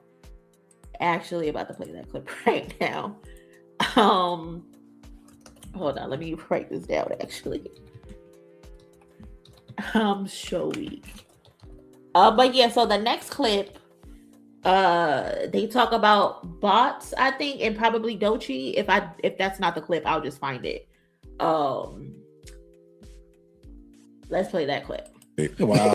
Before that, if you haven't, please do me a favor, smash the like button. Smash the like button. Before you got to go tuck yourself in. What do you have to say about the bot allegations? Since you want to sit here like we all ask tough questions, now I got to ask you. I ain't got nothing to say about it. We don't buy it. Do you purchase bots? Absolutely not. Have you ever? I've never. Have you heard of people in the industry purchasing bots? Of course. If you wanted to purchase bots, do you know where you get them from? I do not. Do you know how much bots cost? I do not. Do you know if someone is selling bundles of bots? He does not, nigga. I have no idea. Nigga, Do you see this is not the Stefon Diggs case. It is, nigga. I gotta get to the bottom of things. Do you see how buying bots could be Unfair. beneficial? Sure, absolutely. Do you see a world where an artist that was focused on numbers would and a label? Let me not just say artist, right? Label, artist and artist and label that are focused on numbers. Do you see how they could want to juice the numbers up? Bro, we've been seeing it since MySpace. Since MySpace? Absolutely. You think so? They definitely ran into They ran into Yeah, they were Tell me, Don't bring up no MySpace shit. No, I want to. I never. They used to run the follower account up, the listening account. They ran it all the way up. The music page. They had That's true. Yeah. But our whole thing was like, if we do that, how we gonna know who the What's actual real, fan what's is? not, right. You know what I mean? Like we do a show, don't nobody show up because it was fake. Yeah. So we like purposely chose not to do that. Back then. But on the flip side of that, Y'all big enough to do it though. on the flip side, if you're big enough already to where we're gonna sell out stadiums whenever we go, then why would the bots matter? The extra numbers. You're already to the moon. You're gonna sell out everything. Your music is however much platinum it is. Yeah. We're in the bots. It might be genius. But then what would we even doing it? I can give you an example. If I'm in a head-to-head fight with somebody for the number one for this week, yeah, I might, and we winding down the week, and it look like I'm down by a couple thousand, whatever the number is, but I'm close enough. A little lighter fluid. I'm gonna put the gas on it a little bit. I'm gonna put the gas on it that put me over the top. If that's your aim, yeah, I can see that. But like, we never been based on actual numbers. Like, our true metric is seeing people in them seats. Asses and at the seats. show. I said that before. Shout out to Dub. I know there's one thing about y'all. Y'all early on conditioned the fan base to buy.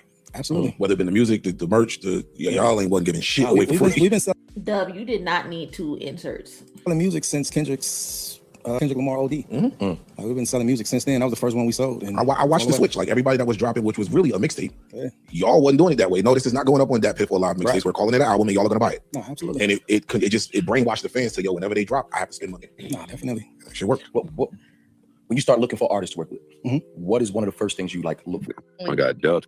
Okay, so that was the conversation on the bots. And as we know, this conversation started from academics putting a random person on his stream. And they're having the conversation. They're alleging that Kendrick Lamar botted Not Like Us, right? So that's how all of this started anyway. Which is pretty stupid because anytime you look up or you ask, where's the source? Not you blocked up.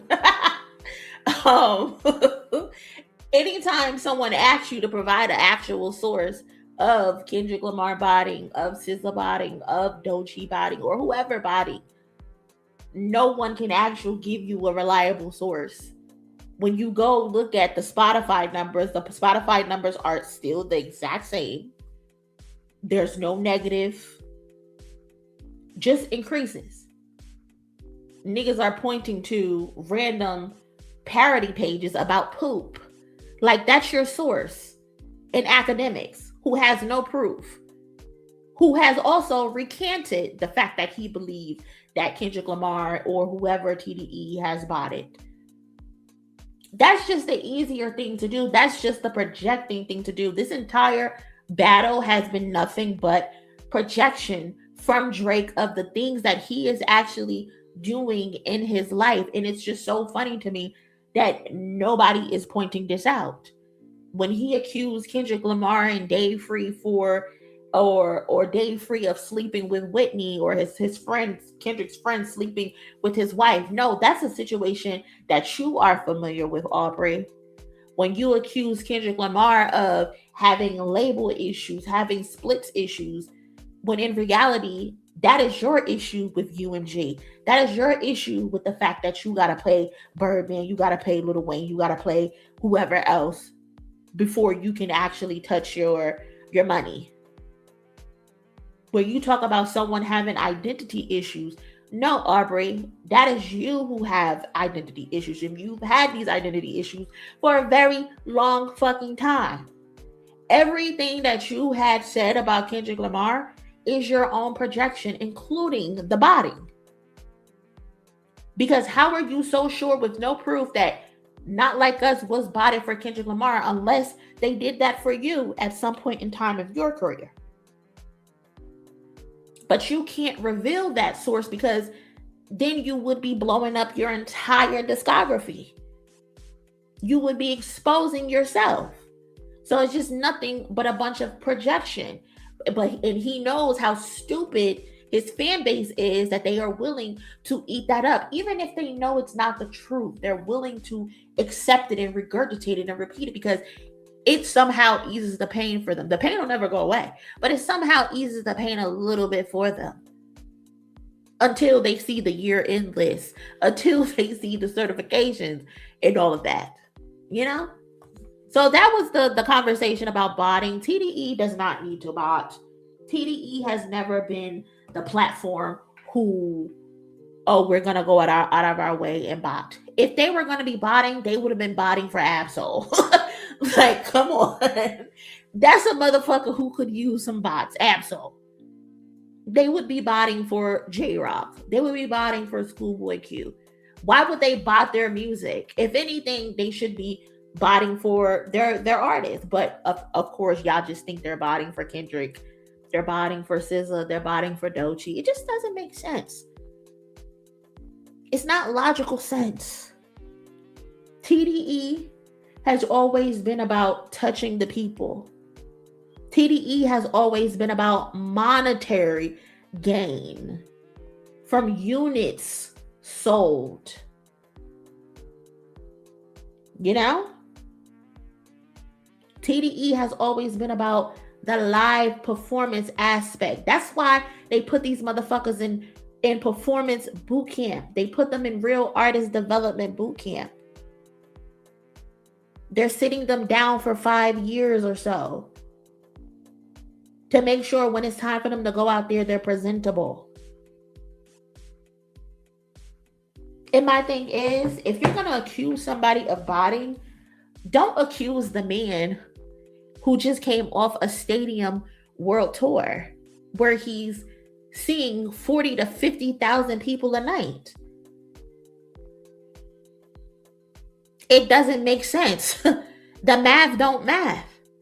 Whereas where you have people like a Drake who's never done a stadium tour, how are you having these numbers comparable to Taylor Swift or whoever else, but you've never touched a stadium before? It's arena after arena after arena. You are one of the biggest artists in the world, Aubrey, and you've never done a stadium before? You got the Little Babies of the world, the 21 Savages of the world. They're doing all of these numbers, but can't even pack out a fucking club venue. Make it make sense. Who's really botting? Who's really botting? There's no reason why you can have all of these streams, all of these numbers, quote unquote, but you can't pack out a venue. The math just don't add up. Not even one, Jeremy. Not even one. Not one. There's artists like Travis Scott, there's Kanye, there's Jay-Z, who's done like one-off specialties where they'll do like 6 nights in the mix of the arena tours. Aubrey has never touched the stadium a day in his life. We just watched Kendrick Lamar, the guy that y'all claim is a nobody, the guy that y'all claim is irrelevant, just do 40 plus days. And he had 40,000 to 60,000 people there every fucking night. And 10 to 15 of those dates, he was by himself. Because, you know, they like to say, oh, the people showed up for SZA. Sure. Tell me any fucking thing. Explain to me the 10 or 15 shows that he did by himself. If they just showed up for Solana. Shout out to Solana. Anyway, let's talk about what they had to say about Doechii for a second. Label plant or the industry plant shit on Doechii. And everyone that you're associated Good question, with. just everything. Yeah, like because honestly, when she first came up here, we knew from the moment she came up here and left, we was like, she's out. She's a star. Yeah, we knew it. She had the whole team. Personality was crazy. Yeah. So her overall everything was fine. Even beyond the project was fine. Even beyond that, even beyond her like artistic stuff, you can trace back her whole thing. Mm-hmm. That's what she said. She was on YouTube saying, I quit my job. I'm finna pursue this music thing. Like years ago. So it's been a consistent grind. But when I hear that, it just make me realize that people don't understand business. Mm-hmm. You know what I mean? They misinterpreting certain things. Like if a label does their job, they considering that artist an industry plant. Yeah. It's a good one. So A lot of the artists. hold up, didn't you say something about she was playing up here or something? That's what the fans was telling me. Get that nigga. Oh yeah, get that nigga. Yeah. You said that shit. Episode You said it like 3 times. episode 897. And you tweeted about it. Yeah, 897, 895. Yeah. You said You said remember? something about that too? What did I say? You said she was I remember. Something similar. Something like that.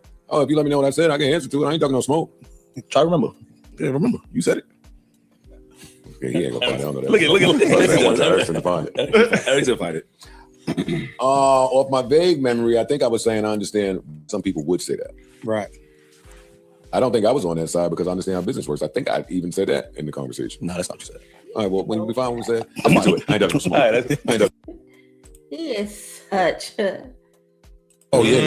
He is such a fucking hoe. He is such a hoe. Joe, you know exactly what it is that you said.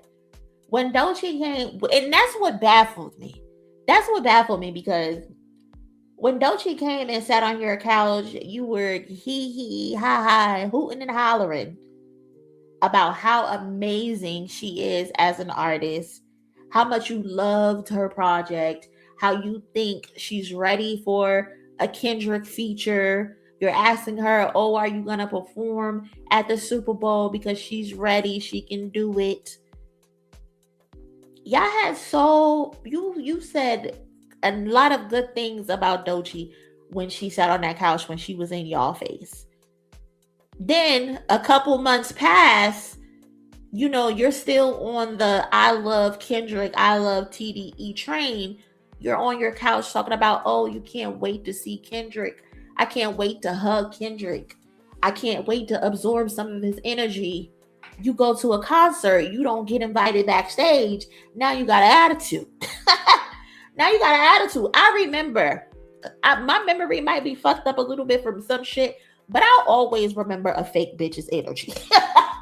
I will always remember a fake bitch's energy. So you go to the concert and now it's, oh, the concert was cool. You're not getting the interview that you wanted. You're basically begging for the interview, but you were never going to get the fucking interview. And now because you know you're not going to get the interview, now your energy has changed. Now you don't give a fuck about pandering anymore. Now you're upset. Now you're promoting, oh, the clip sat on my couch, so they gonna win Best Rap Album at the Grammys. Now you're championing for everybody because you want to see Kendrick Lamar lose. You're tired of seeing Kendrick Lamar win. I remember I saved the file. Your energy was so different once you didn't get what you wanted. And now you started taking it out on Doechii. Now you want to be messy talking some after you done said, oh, how good and how talented she is. Now it's your turn to pick on Doechii. Ain't nobody heard from Doechii? Yo. It's about what? I knew you would say that. No, I don't know. Yeah, me neither.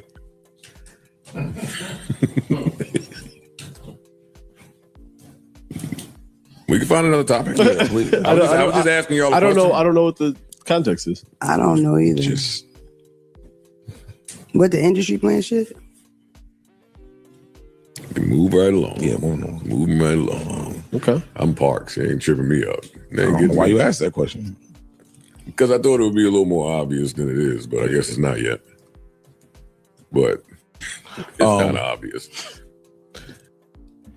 Mind you, this girl is on tour, minding her fucking business, doing what artists do, feeding her crowd, entertaining her crowd.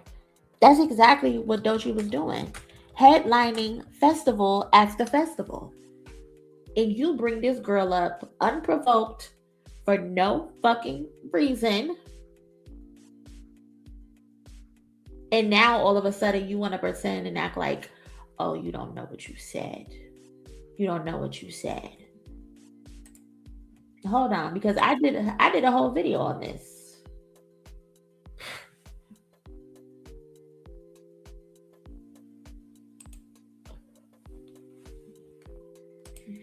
I looked cute this day. She's not in people's faces. She's not subtweeting, looking for attention. See, she's not in people's faces. She's not subtweeting, looking for attention. All these men sit around speculating. Doechii is actually outside. She's not tweeting. She's not in people's faces. She's not subtweeting, looking for attention, seeking sympathy online. The girl is putting her head down and she's working. In this industry, when you go a long time without seeing your fans, you can forget why you're doing what you're doing. But this is one of those nights that I'm so grateful to be living the life that I'm living. You know, they miss me. They miss Doechii. They talk about me. They want to know where I've been. I've been recording. I've been making the music. Okay. I don't want to take up too much time, so I got one question. Where my swamp pictures at? She just headlined Glass. Shout out to me. Shout out, but yeah, that's Joe Budden. He's being messy. Joe Budden knows how to stir the fucking pot. He knows how to stir the pot because he knew this would cause a headline. But now all of a sudden you don't remember what you said. And shout out to the cast because I know a lot of people were giving the cast a hard time. They were giving the cast a hard time. But what I will say is that even though Joe Budden threw that out to be messy, they didn't bite. They were acting like, okay, what the fuck are you talking about? What are you talking? The only person who probably was being messy was Ish, but that's expected from Ish. But Ice was like, I don't know what the fuck you're talking about. Parks was like, I don't know what the fuck you're talking about. And Monie was like, I don't know what the fuck you're talking about. And then because they didn't want to take the bait, he's like, okay, well, we can move on. But that girl was outside working. That girl was outside on a sold out fucking tour. And you're trying to feed that the narrative, the height of the narrative at the time, that she's some type of industry plant and that, oh, you can see why people are saying that. No, you can't see why people are saying that because the only reason why people are saying that is because they want to bully her. Because all of this shit happened because Kendrick Lamar got on his Instagram and said that she was the hardest out. Soon as Kendrick Lamar said she was the hardest out, the narrative on Doechii quickly change. Now everybody doesn't like her. Now she's being pushed too much. Now she's being thrown in everybody's face. Like, what the fuck is a label supposed to do? Why am I signed to a label if they're not going to push me? If they're not going to get me gigs? If they're not going to get me placements? Why would I sign to this label? They're doing their fucking job. That's what a label is supposed to do. They're supposed to push their fucking artists. And y'all are mad about it? Y'all are mad that a label is actually pushing a talented artist, where these labels are also pushing the likes of fucking Ice Spice, but y'all have nothing to say about that? Get the fuck out of here with that corny shit. And that's why I can't respect a person like Joe Budden, because he stirs the pot and then he tucks his tail. If you're gonna be a pot stirrer, you should be able to sit in that shit and not tuck your tail when somebody presses you and say that shit again in front of my face. The same way with the bot shit. You sat on this funky ass white couch and said that you know for sure Kendrick Lamar bots, and you had no actual proof. And then when they put you in the lawsuit for it, you done tucked your tail, said, I really don't know what I'm talking about. So you just be on that mic, just saying whatever the fuck you want to say, just to say it, for shits and giggles. I cannot respect that type of journalism. Niggas is doing shit just to get a fucking headline. And that's the nastiest part of the game. That's the nastiest part of hip hop. Because I'm not just going to get on this microphone and just say shit, and then I'm going to have y'all running with it. I'm doing y'all a disservice as my cousins. That ain't real. That's bullshit. And that's fucked up, especially for aiding in the dog pile of a girl who's not doing anything outside of just wanting to be great. I can understand if she wasn't talented. I can understand if she couldn't rap, she couldn't sing, she wasn't beautiful or anything like that. I can understand why people would question it. But this girl is talented as fuck. This girl delivered a phenomenal mixtape. This girl, every time she steps in front of a fucking camera when it's time to perform, she performs her ass off. And this is who y'all want to kick? This is who y'all want to bully? And you want to contribute to that, Joseph? That shit is whack and that shit is corny. That shit is lame. That's why Doechii got on stage and said what the fuck she did. I heard y'all was looking for me. I'm headlining sold out concerts. I'm headlining festivals. That's why DJ Milan cursed you the fuck out as well. Because stop playing with that girl. Stop playing. Doechii is the most talented female rapper that we have out here right now. And y'all want to bully her of all people? I don't like that. I think that shit is lame. I think that shit is whack. I can't fuck with it. That shit is lame. Shout out to the cousin Nikki Dream. You said it like 3 times and tweeted about it too. It's a lame ass nigga. Shout out to the cousin Cam. Don't like how people treat Doechii at all. It's real colorism at work here and vice versa for K-Dot, in my opinion. 100%. 100%. These people have been gotten comfortable and conditioned to accept bullshit. And a lot of them lean on racist rhetoric. And they push racist ideologies because the fucking slave raps, Harriet Tubman music. Like y'all said, Doechii makes Harriet Tubman music. The only reason you correlate Doechii to Harriet Tubman is because of her dark complexion. Doechii does not make conscious Harriet Tubman music. Does she have some conscious shit? Absolutely. Does she have some real shit? Absolutely. But the bulk of her career is not, she's not considered a fucking conscious rapper. And you saying she make Harriet Tubman music is only the correlation because you see her dark skin. And that is racist. Shout out to the cousin Olika towards the goal. Much love. Appreciate you, Lika. Thank you so much. Always supporting. Thank you so much. But yeah, that's what he had to say about Doechii. I think I have another clip where he talks about the lawsuit, I believe. I thought this was an interesting conversation as well. Let's play that clip for a second.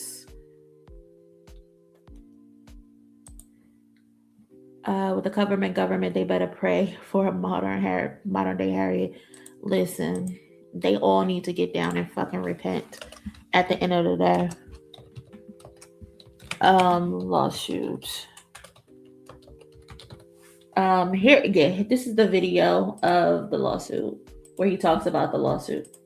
Taking your bias out of it and your own interest out of it. Yeah.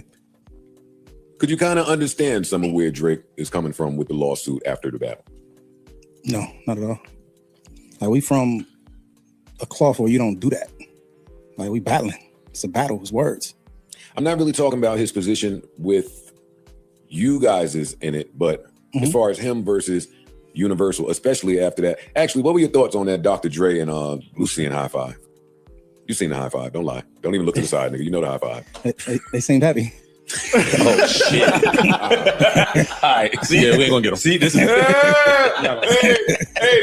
they seem happy, And I'm sure they were. And they were. No, they were. I'm talking about Drake's position against his label. Yeah. Do you still feel like you're not supposed to do that? We battling, or is it like business?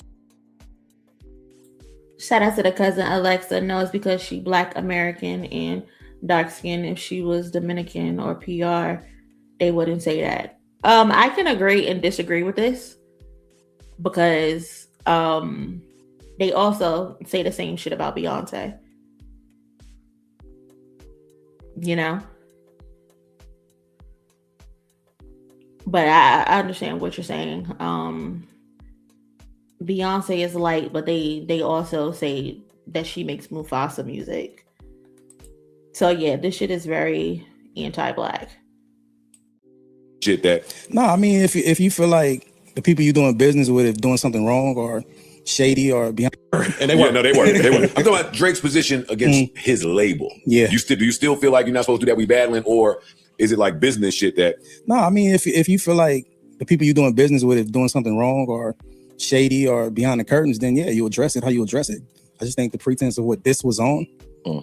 What's that in motion? Do you think, or could there be a place this was already set in motion, or they already had some levels of contention pre-battle? You talking about Universal? Universal and Drake? Yeah. Yes. I mean, it's always issues between artist and label. So I'm sure it was something brewing there. I don't know to the extent of what, because I'm not in their personal thing. Yeah. But even still, like, I can't take it past what we was doing. Like, it's the battle. Right. I mean, I get the business and all of that, but why you didn't do that on something else? I mean, if it was other things going on, like Nothing else affected me this way. No, not just that. It's nothing. Dog, Day Night Like Us might be the biggest song in the last 5-10 years. Yeah. And that song now has me on everybody's fucking projector screen looking like a dodo. You asked for the song. Am I supposed to feel some type of sympathy-ish that he's looking like a dodo right now? When he said some vile things to me as well? Why would I give a fuck? We were in the middle of a fucking battle. And in that battle, I told you to chill the fuck out. Did I not? Did he not, ish? Tell him to also chill the fuck out and don't take it there, because if you take it there, I'm going to take it further and I'm going to fucking embarrass you.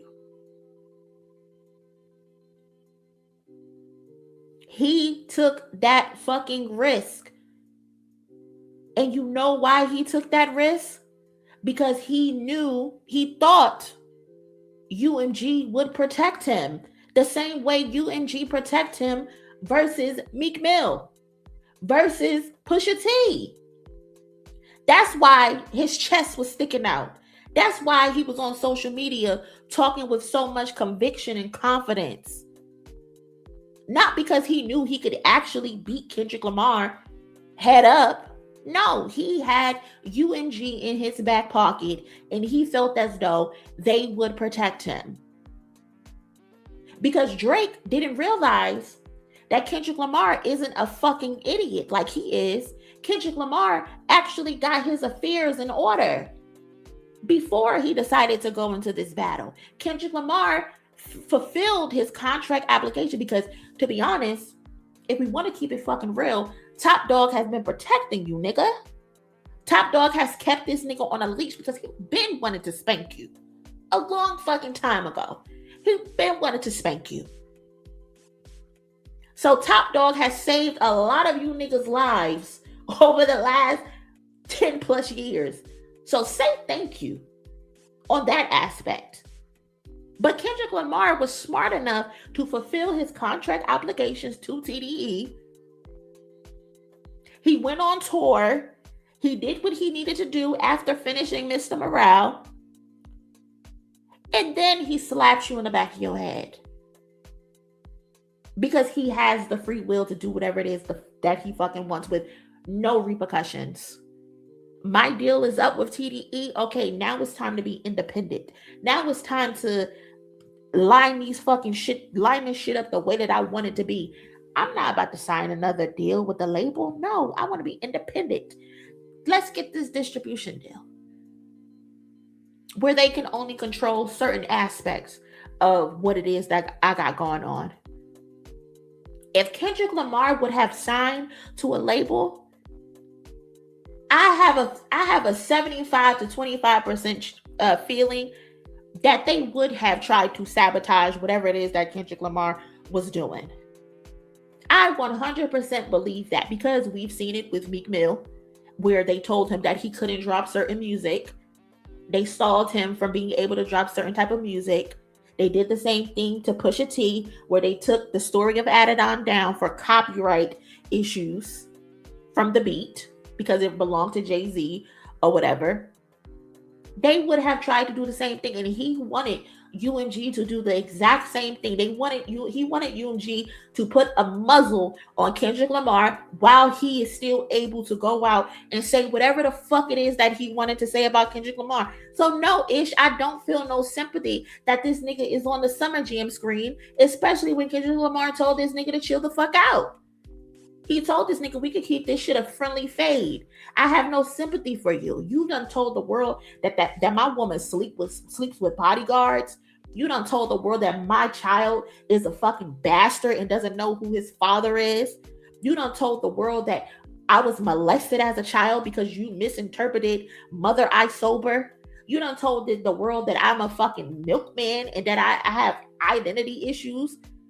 You done told the people that I rap like I'm trying to set the slaves free, as if that's a fucking negative. Why would I have sympathy for you?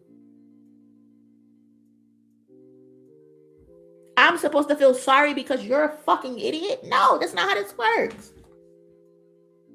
And now the label that I've made billions of dollars for is pushing that shit. Because it's their fucking job, Ish. They have contracts with both of us. They're supposed to push my music.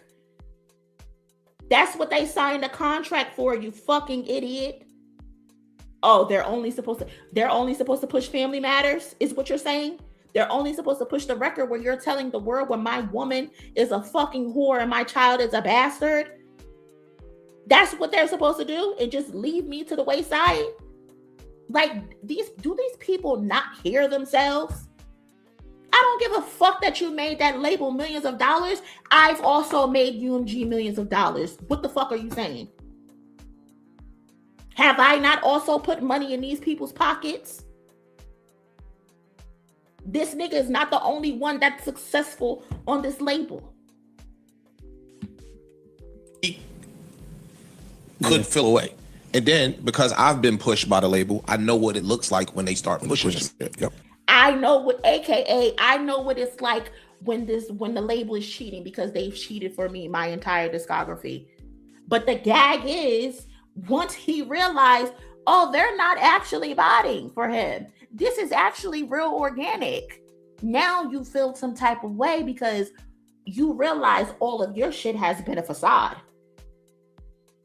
You're only successful because they've been pushing a button for you. And you were so sure that they had to push a button for him, because how can he be bigger than me? Aubrey in the lawsuit, his lawyer in the lawsuit said that Not Like Us is Kendrick Lamar's first billion stream record. That goes to show how stupid everybody over there is, because Not Like Us is like his 13th record with billions of streams. You're not the only one over there successful, Aubrey.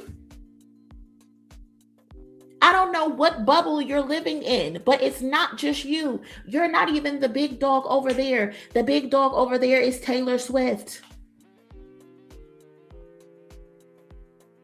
This is just ridiculous.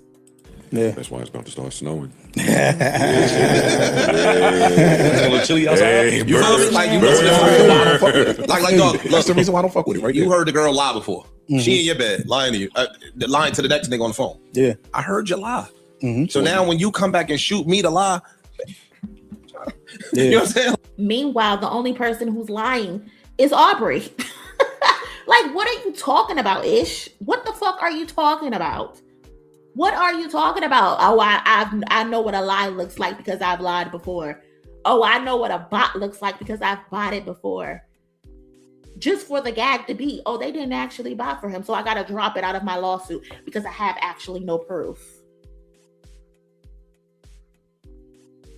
Like, y'all really have this idea in y'all mind that Kendrick Lamar is this SoundCloud rapper and he don't got fans. Meanwhile, y'all just seen him again for 40 plus fucking nights in front of 40 to 60,000 people every fucking night. And you think Kendrick Lamar is botting? You think the person in 2017 who y'all swear is a nobody, the person in 2017 who did 600 plus first week sales, who had the best-selling rap album in all genres, was number 3 in all genres in 2017, 2018? You think the man with 27 fucking Grammys, he had 17 before the battle even started.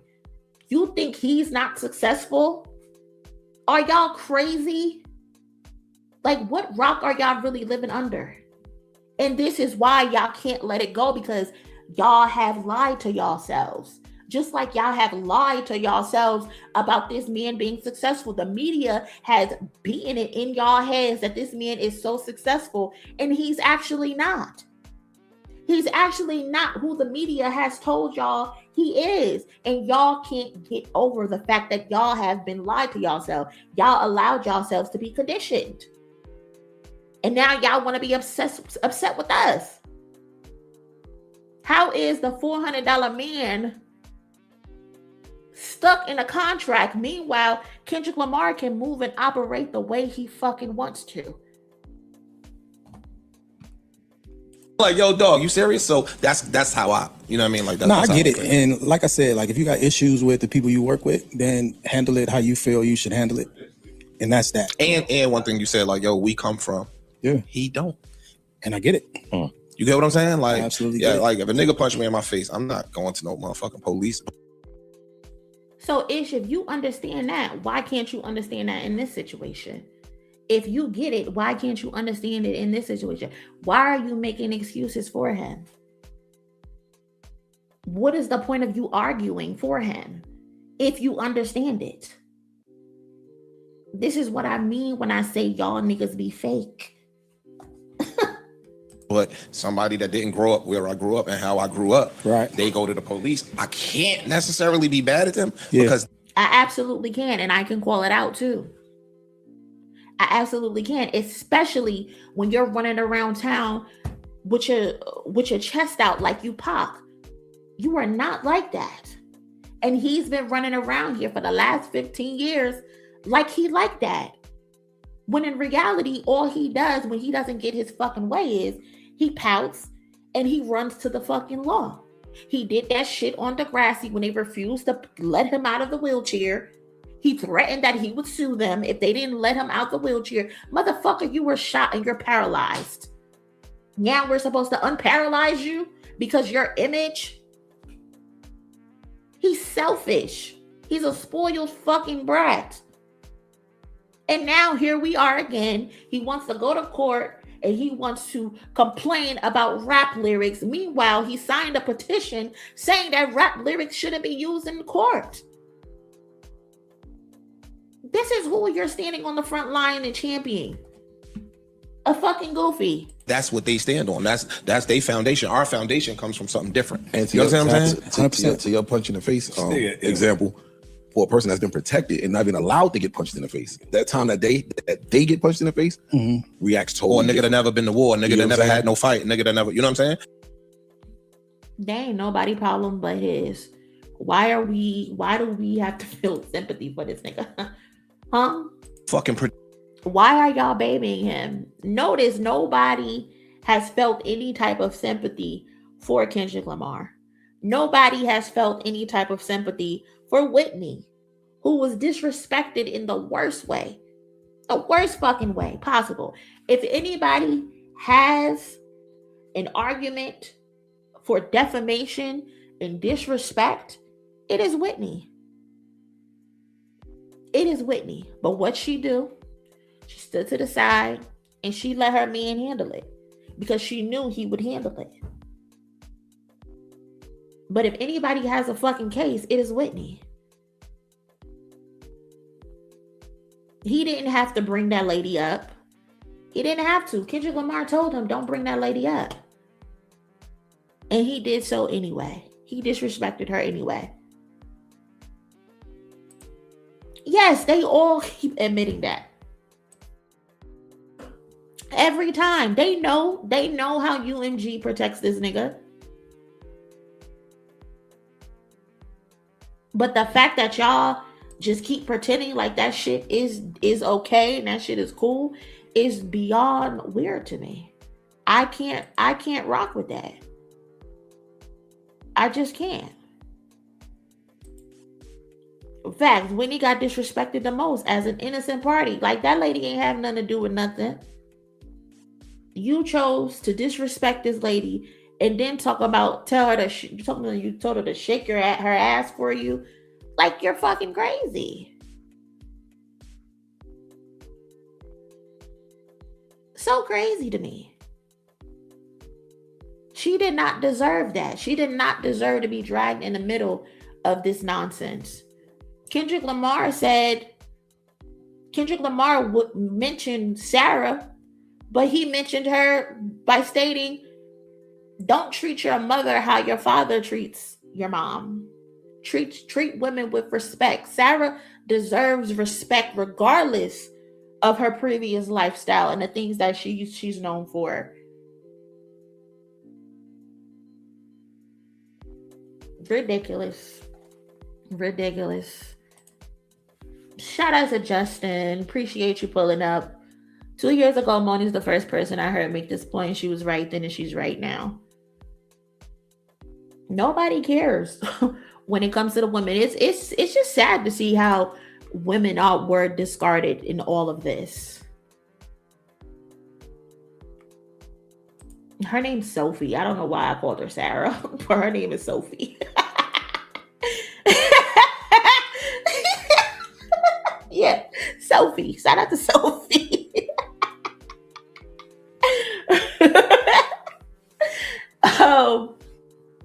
Yeah, shout out to Sophie.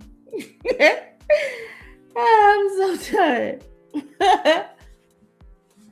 But yeah, I'm just tired of the making excuses for this guy. Like, everybody, you were a willing participant, bro. You even told Kendrick that he can't back down from this. You told Kendrick that he couldn't walk away from this fight. Like, it was time for us to officially go head up. You told him, no, not this time, nigga. You following through. Like, this shit has been 15 plus years in the making. 15 plus years in the making. And now all of a sudden you're upset. You don't like the outcome because UMG didn't put a muzzle on Kendrick. How is that a fair fight? Like, why would you even want to win that fight if you know that you've only won because your label got involved? How do you sleep at night?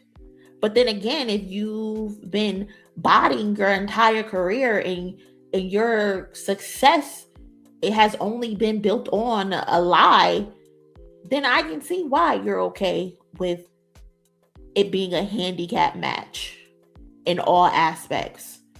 Not only did you want UMG to put a muzzle on Kendrick Lamar, you also wanted J. Cole to fight him first, and then you can come swoop in and save the day. Like, you really didn't want this to be a 1v1. You didn't want that. You didn't want it to be that at all. And when you realize you didn't use that, you try to make it seem like niggas are attacking them, and it's 20v1. You can't even focus anymore. You can't focus because there's a lot of filler in your music. And one of the people who was attacking him, I guess you can say, is Rick Ross. Rick Ross was a part of the quote unquote 20v1. I don't even know why you even wasted your time on Rick Ross, but he was allegedly a part of it. And now people feel like Rick Ross is backpedaling from the participation of the dismantling, quote unquote, of Drake. Shout out to the cousin Cam again for the donation. Appreciate you. OVO Ish got on the limited edition OVO underwear. And it wasn't shown in this clip, but I saw the video of Ish saying that he wasn't a Joe Budden, a Drake fan, excuse me. He wasn't a Drake fan. And I just had to laugh because they can never just keep it real. They never can keep it real. You want us see, that's you. I'm sure not a Drake fan. The way you were acting this entire battle, the way you were sitting there like a fucking statue when they were listening to Kendrick Lamar's music, claiming that you were being objective, pure, just ridiculous. I don't understand why people run from the notion that they like someone, they like a specific artist, or they're biased about a certain artist. Me, I'm biased, especially when it comes to Kendrick Lamar. When it comes to Beyonce, I'm very biased, but I can also step outside of my biasness and point to and be objective if they do something I don't like, you know.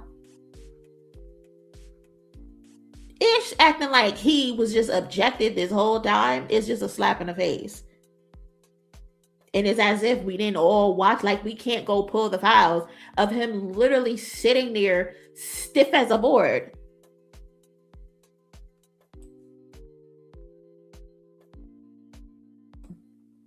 Shout out to the cousin Lex, appreciate you. Imagine crying about being in a wheelchair on a show whole time he a lame in real life. Anyway, love you, cousin. I love you more, Lex. I don't understand why he would be upset about the wheelchair. Like, you knew what was in the script. If you didn't want to be in a wheelchair, why sign up for the show? You know? But that's that Karen shit. Put on a show. Let me tell you some shit. Me being a boss. This is the clip. This is the clip of Rick Ross after or before his verses that just went on the other day with French Montana. We watched that verses on stream, and watching it on stream, we did not give French Montana one round, but apparently the people voted and French Montana won the verses. I don't know how, but this is either before or after the verses, and he's talking about Drake. So let's see what it is Rick Ross said. People said that he was trying to backpedal. I personally didn't watch it yet, but let's watch it together. See, that's you. I'm trying to put on a show. Let me tell you some shit. Me being a boss. Love you, Kill. You gotta understand. This French Montana right here. This is my brother, Drake. If you listening to this, homie, listen to me. My nigga, shine. I don't want to see you lose. No real nigga want to see you lose. That ain't what niggas about. This culture, this game, this rap shit, this ain't what it's about. I don't want to see you lose. Real niggas just want to see real niggas shine together. Real niggas come up together. You understand? When I was the number one nigga in the rap game, I showed niggas love. When French was on fire, he showed niggas love. When other niggas Hold on now, we still on fire? No, don't get it fucked up. I said it tonight. I said something tonight and it touched me because Okay, yeah, this is after. And shout out to Justin coming a part of the family. Well, Justin been family, but officially becoming a part of the family. Appreciate you guys. Said it. Yeah. I said, damn, I signed a 6-album contract for a $30,000 advance. I flew in on a $50 million jet.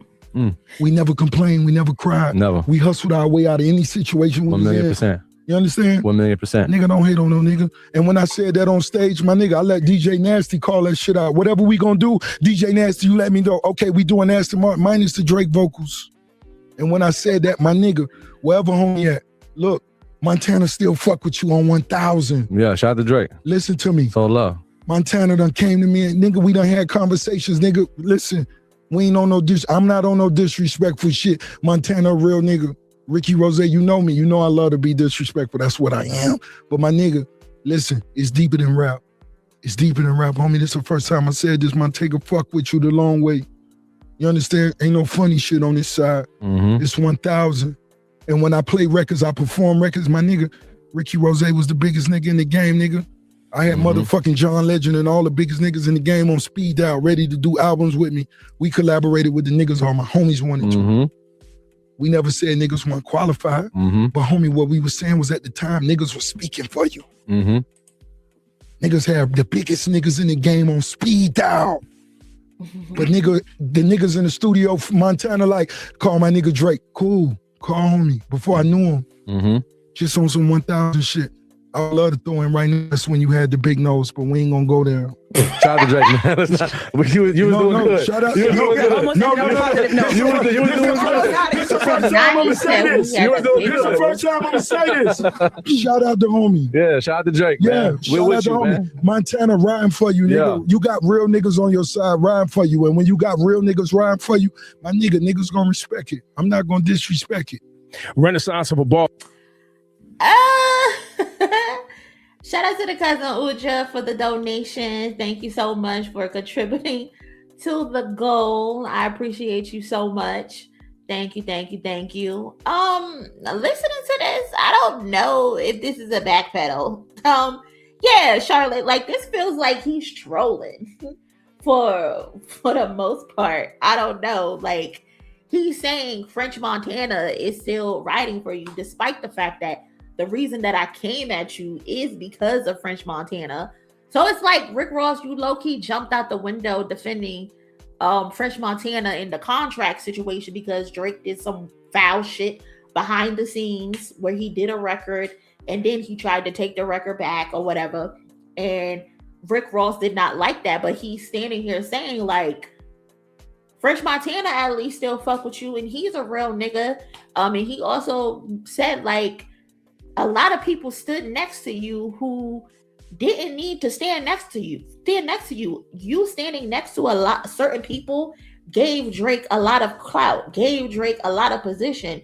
For example, like the Atlanta shit. Him going to Atlanta and standing next to the niggas in Atlanta was beneficial, just as beneficial for Drake as it was for a Future, for a Little Baby, and whoever else is in Atlanta. They gave him clout.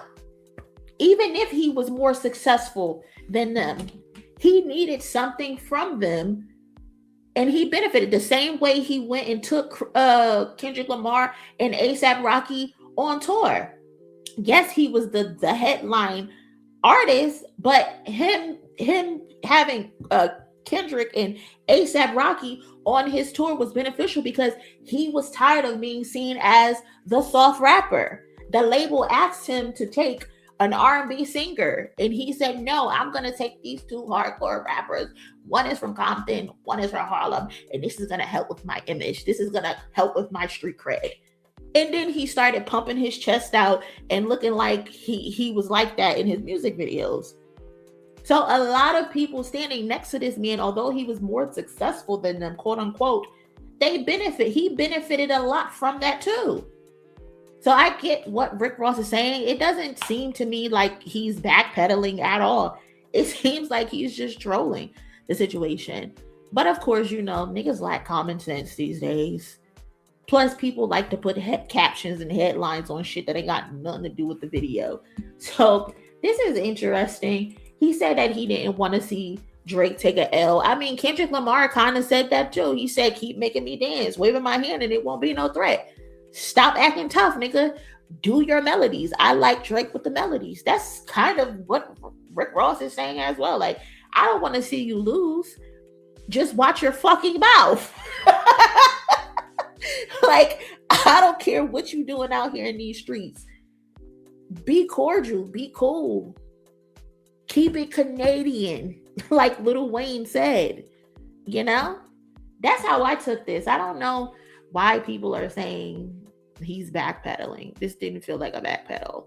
And I would hope he's not backpedaling after this man laughed at you getting jumped in Canada. Didn't Rick Ross get jumped or some shit in Canada?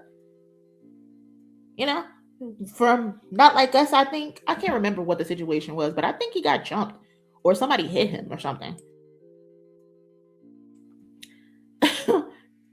Yeah, the lack of comprehension is crazy, especially on the internet. Exactly. They were his test runs, artists to see if they gave him the culture cachet he needed. Exactly, Sierra. He didn't give a fuck about Dot or Rocky at all. No, he got tired of people calling him soft. So he went and found the little nigga from Compton who was making a name for himself. And he found the dude in Harlem who was also making a name for himself.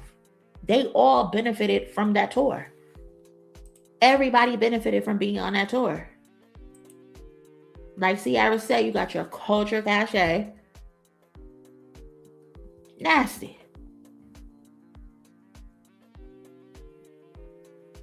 Who said something about the Hells Angels? Who said something about the Hells Angels? Didn't he have them in the Family Matters music video? He had one of them in the Family Matters video. Just nasty. Just nasty. Like, why would you align yourself with the Hells Angels? Like, that's just disgusting. And you're wearing the merch to the point where one of the officers in Canada had to tell you stop wearing that shit because you're influencing people. Oh, yeah. When Rick Ross got jumped. Yeah, he got jumped by the Hells Angels. Yep. Mm-hmm. Yep. But yeah. See, that's you trying to put on a show. Let me tell you some shit. Me being a boss, you got to understand. This French Montana right here, this is my brother. Drake, if you listening to this, homie, listen to me. My nigga, shine. I don't want to see you lose. No real nigga want to see you lose. That ain't what niggas about. This culture, this game, this rap shit, this ain't what it's about. I don't want to see you lose. Real niggas just want to see real niggas shine together. Real niggas come up together. You understand? When I was the number one nigga in the rap game, I showed niggas love when French was on fire. Was Rick Ross ever number one in rap? I know this is beside the point, but I don't remember Rick Ross ever being number one. I know Rick Ross is popular and stuff like that, but I don't know. Is Justin still in here? Can he confirm or deny that? Because I can't remember a time where Ricky Rose was the definitive number one guy. I don't know. I can't call it. Rick Ross do a wrestling promo every time. I don't care what it is. If he was, I didn't know nothing about it. He was top 5, but not number. Yeah, I can definitely see top 5, top 10. You know, but I don't remember those times. Right? Okay, I know I'm not tripping, but you know, I'll let him get it off. He showed niggas love when other niggas. Hold on now, we still on fire. No, don't get it fucked up. I said it tonight. I said something tonight, and it touched me because I said it. Yeah. I said, damn, I signed a 6-album contract for a $30,000 advance. I flew in on a $50 million jet with We never complained. We never cried. Never. We hustled our way out of any situation we was in. 1,000,000%. You understand? 1,000,000%. Nigga, don't hate on no nigga. And when I said that on stage, my nigga, I let DJ Nasty call that shit out. Whatever we gonna do, DJ Nasty, you let me know. Okay, we doing Aston Martin minus the Drake vocals. And when I said that, my nigga, wherever homie at, look, Montana still fuck with you.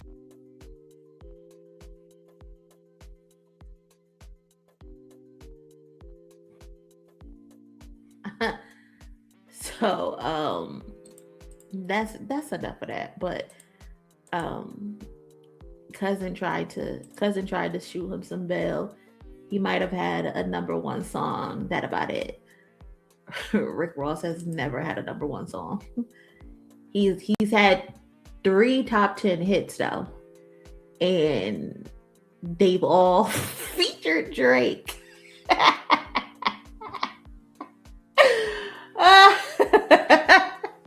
They've all featured Drake. Lemon Pepper Freestyle, Drake featuring Rick Ross, went #3. Money in the Grave, Drake featuring Rick Ross, went #7. I'm on One, DJ Khaled featuring Drake, Rick Ross, and Lil Wayne, went #10. Yeah. So I don't know about him being the #1 guy. Shout out to the cousin Platurner. I think that's how it's said. Appreciate the donation so much. Thank you so much and helping me hit my goal. I appreciate that. Thank you. But yeah, this is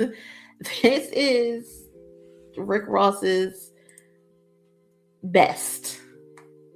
50 Cent songs on the charts, 3 of them went top 10.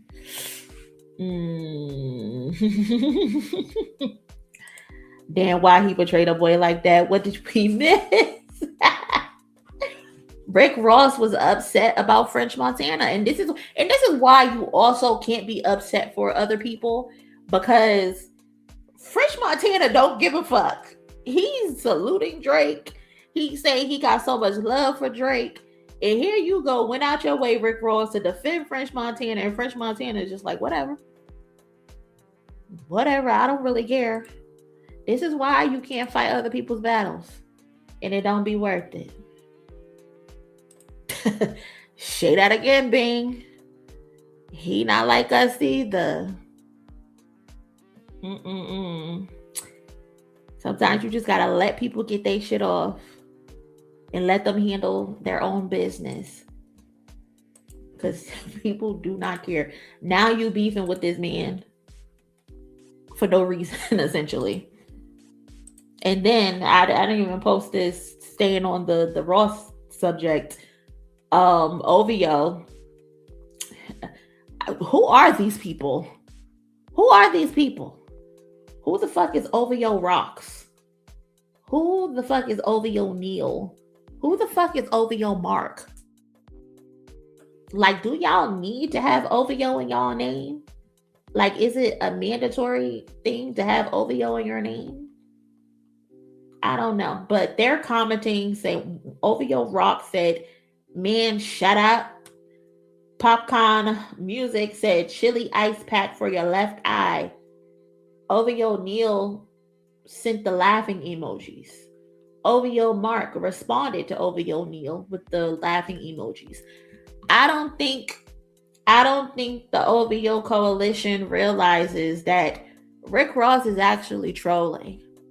Despite the fact of what the caption says and him saying he doesn't want to see Drake take an L, this isn't the backpedal that they're trying to push it to be. Bots OVO is part of the serial number. I can't. I think OVO Mark is Aisha Curry cousin. Would not shock me. Would not shock me. And I'm OVO Dave. This picture of J. Cole with his fucking bald head is still killing me, bro. I can't. But yeah, that's that. What else do I have? Do I have anything else? I don't think I do. Right now, I don't think I have anything else. Is there anything else on y'all mind that y'all want me to talk about? Let me know. If not, I'm gonna end the stream. What else is going on?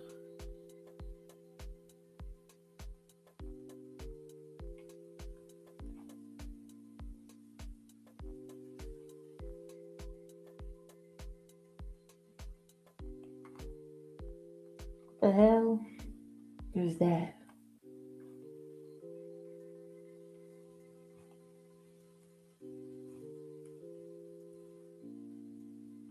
Reason? What the hell are you talking about, Reason? Do I want to watch this Reason clip? Do I? I was hoping that the GNX moment would have resulted in that sound becoming more popular for someone outside of Kendrick. And I don't know what went into the process of picking the artists that were on GNX. I don't know. Right. But I feel like if Dot would have picked artists that are more consistent in their art, I feel like post GNX would have went differently. Obviously, shout out to Peso. Peso's going crazy. Wally's going crazy. Even Lefty. Lefty. Yeah. Delivered a very memorable moment album. For sure. And it got a grand. I know OGZ's huge and a superstar, but he's not made it on a Kendrick album. That's what I mean. It's like if you would have put OGZ on that album, sound, like Shoreline, you know what I'm saying? Like those type of like artists, I feel like it would have resonated in the music traveling farther after GNX. You know what I'm saying? Like, and I think Trike's another one. Shout out to Trike because he took it and did. Trike just got to drop. Like Trike is. I've been telling people Trike is he's been one of my favorite West Coast. Whatever they're doing right now with the Trike album, they're overthinking it. I was hoping that the GNX moment would have resulted in that sound becoming more popular. I am so tired of this conversation. Over your Reason. Damn, not fuck Reason and his mama.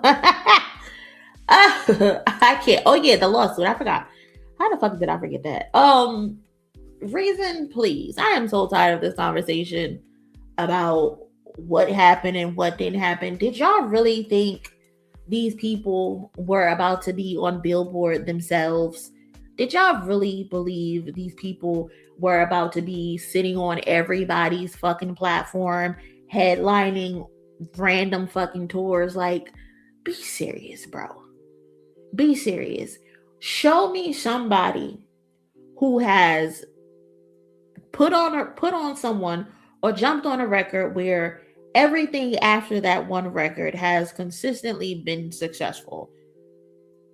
You can't show me one person other than people who were already having a name to themselves and already on a certain type of trajectory. Like, what more do y'all want from these artists? Especially when half of these artists don't have the label support. They don't have the resources. Like, they're just doing this shit by themselves. Like, this was an opportunity for them to get their voices heard and for them to do something, do enough that it can help them in the long run. Like, they were not going to instantly be household names.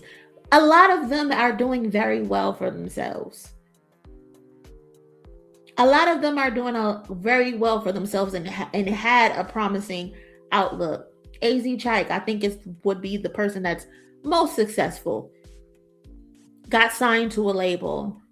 Headlined a bunch of festivals. He's in Paris making connections.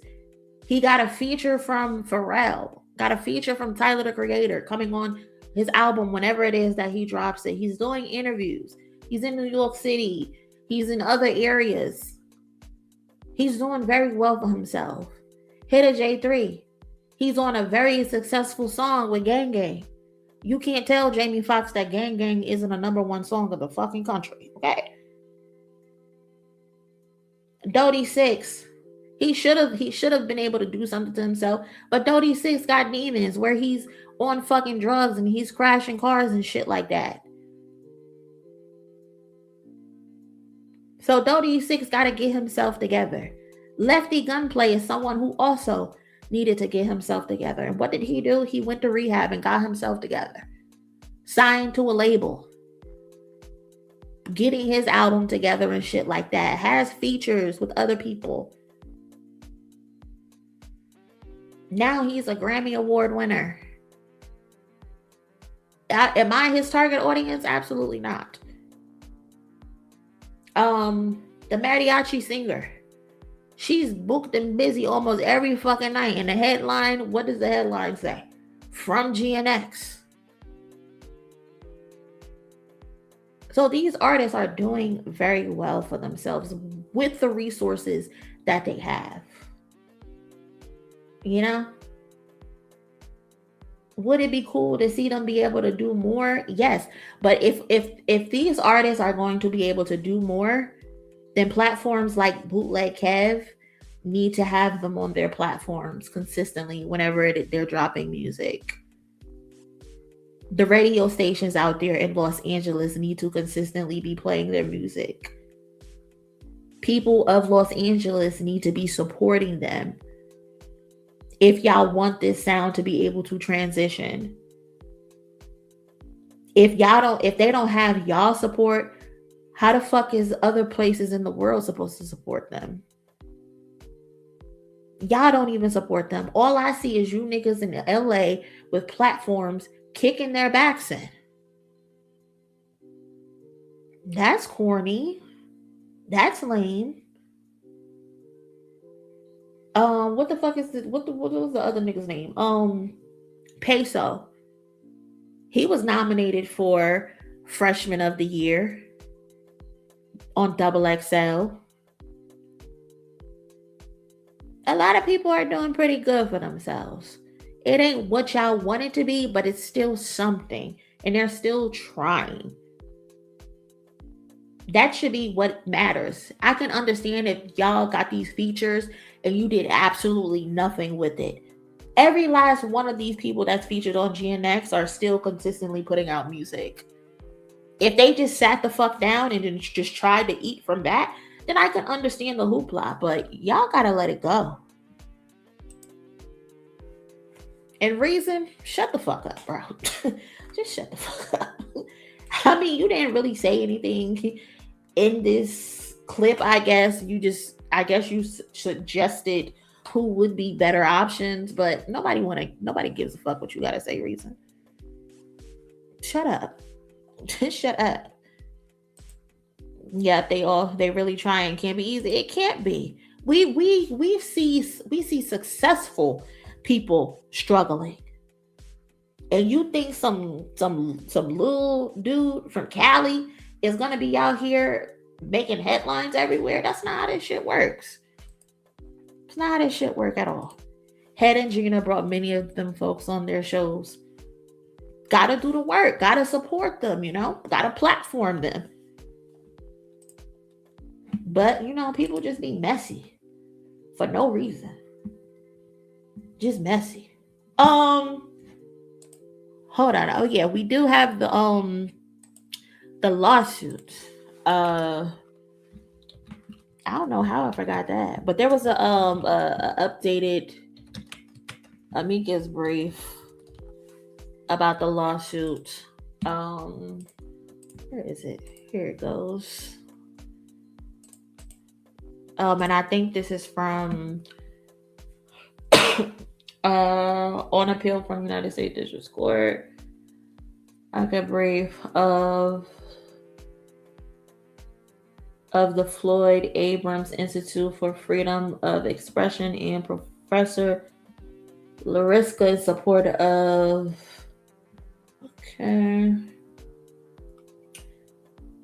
the Floyd Abrams Institute for Freedom of Expression has no parent corporation. No corporation owns 10%. I don't know what that is.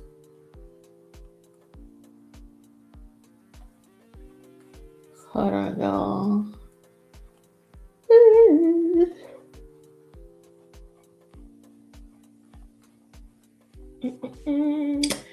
If you haven't, please do me a favor and smash that like button for me. Trying to get 300 likes. I think we're like 11 likes away from 300. So if you can, please do me a favor and smash that like button. He left TDE but stay talking about them who want to focus on your music. That's the only reason why niggas want to talk.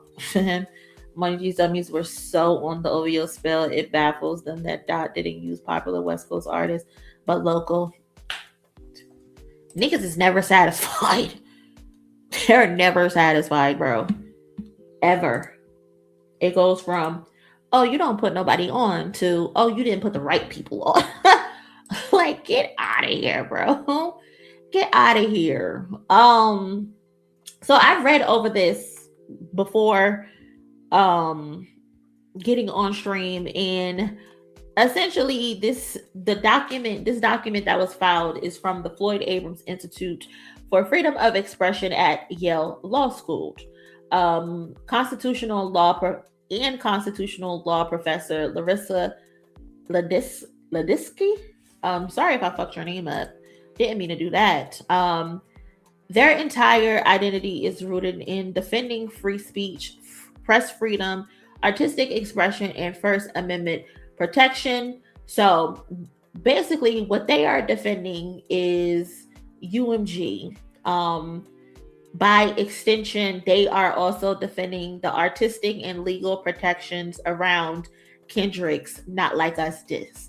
They explicitly want the appeals court to uphold the dismissal of Drake's lawsuit. As we know, the judge threw that shit in the trash and said, nigga, you participated in this shit, so stop crying like a bitch. Right? Is this part of the Iceman profile? I doubt it. So the brief repeatedly argues that you cannot invite someone into a rap battle, encourage them to attack your reputation, specifically mention the quote unquote young girls angle, then later sue when they respond. And that's the entire, spine of the filing, their biggest evidence against Drake. This is the key section that they're harping on, is that Drake literally told Kendrick Lamar what to say and what to do. He also asked Kendrick Lamar to make an undeniable West Coast anthem. He asked for it. And what did Kendrick Lamar do? He made an undeniable West Coast anthem that also just so happens to be able to be used all across the fucking world, not just the West Coast. So why are you now upset about it? You feel as though you were done wrong. That's not how this shit works. That's not how this shit works at all. And that's essentially what the Yale Law School students are saying. The lawyers repeatedly point to Drake's own lyrics in Tailor Made Freestyle, where Drake literally says Kendrick should talk about him liking young girls. The filing says that Drake brought this topic into the battle himself, that he challenged Kendrick to respond. He expected Kendrick to use the angle, and later admitted he expected the Epstein angle, which is still crazy to me, because why would you say you expected the Epstein angle? Especially when Kendrick never mentioned Epstein. He mentioned Weinstein. That's how crazy this shit is. That you're adding people to the mix. You're adding people to the conversation that was never brought up by Kendrick Lamar specifically. I think that was Drake's biggest issue. He kept running to the internet and using shit that the internet was telling him instead of just focusing on Kendrick Lamar. You brought up Epstein. The nigga mentioned Weinstein. You brought up Millie Bobby Brown unprovoked. Nobody mentioned that little girl. Nobody mentioned Millie Bobby Brown. But you. That's your problem. You kept bringing up people that should have nothing to do with the conversation at hand. So Drake cooked himself on Tailor Made Freestyle in Hard Part 6 100%. Cooked himself. And that's one of the main reasons why him and his lawyers are pushing so hard for the courts to only focus on Not Like Us. The audacity to tell a judge, why they mentioning other songs that we never mentioned, that's irrelevant. Who says that to a court? You want them to look at Not Like Us in a scope, but ignore how we even got here. We got here, we got to Not Like Us, where at least four or five songs are in front of Not Like Us. What we got Push-Ups, we got Taylor Made Freestyle, you got Buried Alive that people pretend doesn't exist. And then we got Euphoria, 616 in LA, Meet the Grams. That's 6-7 songs before we even get to Not Like Us. And you want the courts to ignore those songs as if they weren't a part of this entire thing? That is Drake's problem. He wants to point the fingers and point out what everybody else did, but he wants the court and he wants UMG to ignore his participation in the entire situation. That's just crazy. That's crazy. It just doesn't make sense. Meet the Gram was more scathing than Not Like Us. 100%.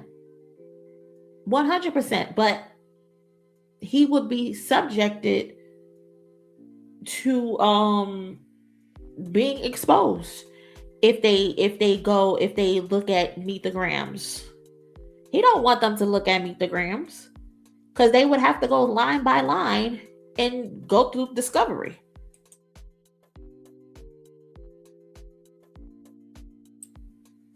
Shout out to the cousin Linda.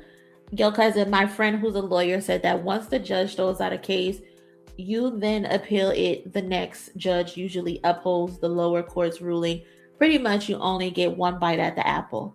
Yeah, that's essentially what it is. He can appeal it and he gets to present why it shouldn't be dismissed, But 9 times out of 10, this shit is gonna get thrown out as well. Yeah, that's exactly what's gonna happen. He's trying his hardest. And then you have all of these different law programs, different institutions coming forward and saying this motherfucker is full of shit, basically. They're all defending the judge's ruling. Meanwhile, Drake is just bullshitting and saying, Not Like Us was so disrespectful, but it was also successful. Please let it get a disclaimer. Please let it get taken down. Just ridiculous, bro. Just ridiculous. And they're saying, no, Drake, you went about this all wrong. You went about this terribly wrong. Because Drake, you invited the exact line of attack that Kendrick used and now that you're suing over. You participated willingly in a historically aggressive rap battle. Drake, you tried to change the rules after losing publicly. Drake is attempting to use defamation law to punish artistic expression. They're saying that Drake is someone who willingly entered the arena, escalated the conflict, lost the public battle, then ran to court afterwards. They're essentially calling you a bitch. They're calling you a bitch, but using nice words. I'm not going to use the nice words. I'm going to be a straight shooter and say it. They're calling you a bitch. They're saying you brought your basketball to the courts, lost the 1v1, and now you're taking your ball home because you don't want to play no more.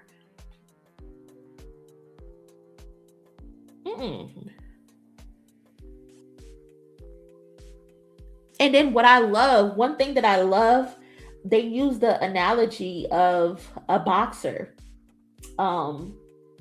in their documents. They said they said this is like a boxer challenging a champion to a fight, getting knocked out and then suing for battery afterwards. I love that they said that in the documents. I love that they said that. Hold up. Summary of argument. Suppose a self-assured boxer challenges the world champion to a prize fight, is knocked out on live television and with bruised ego and body files a lawsuit for battery, that lawsuit would fail at the outset for a simple but important reason. The challenger consented to the fight, and consent is a classic defense to an intentional tort.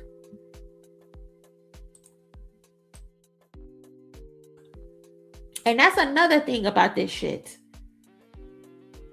BX Money. Yes, he is still throwing shots while appealing. You cannot tell the courts that you feared for your life, that you've had sleepless nights, you've been tossing and turning, you had to up your security because you thought Kendrick Lamar or anybody who's a vigilante looking for people who harm kids. You can't say those people were going to harm you, but you're still out here beating your chest and acting like you untouchable and that you that dude. How are you still acting like that in public, but in lawsuit paperwork you fear for your life? I don't get it. It's either you tough or you not. Shit doesn't make any type of sense. Throwing shots while still appealing just shows his entitlement. Exactly, Kaylani. 100%. Exactly. Defamation is also an intentional tort, and defamation claims are likewise foreclosed by consent. You told Kendrick it was up and it's stuck and that he can't back out of this battle. You told Kendrick that not this time you following through. And when he followed through, now you don't like the end result because that nigga whooped your ass in front of the world. Shit is ridiculous. So ridiculous. Rap battles, according to the brief, are historically rooted in exaggeration, insults, reputation attacks, and diss records. They say if courts start treating diss tracks like literal factual documents, it could damage hip-hop culture and artistic expression itself.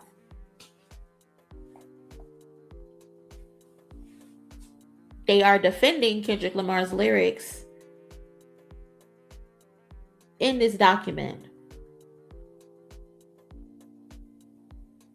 Rap battles, diss records, lyrical attacks are protected artistic expression under the First Amendment. They are arguing even if the lyrics are harsh, ugly, or damaging, that's still part of the art form and protected speech.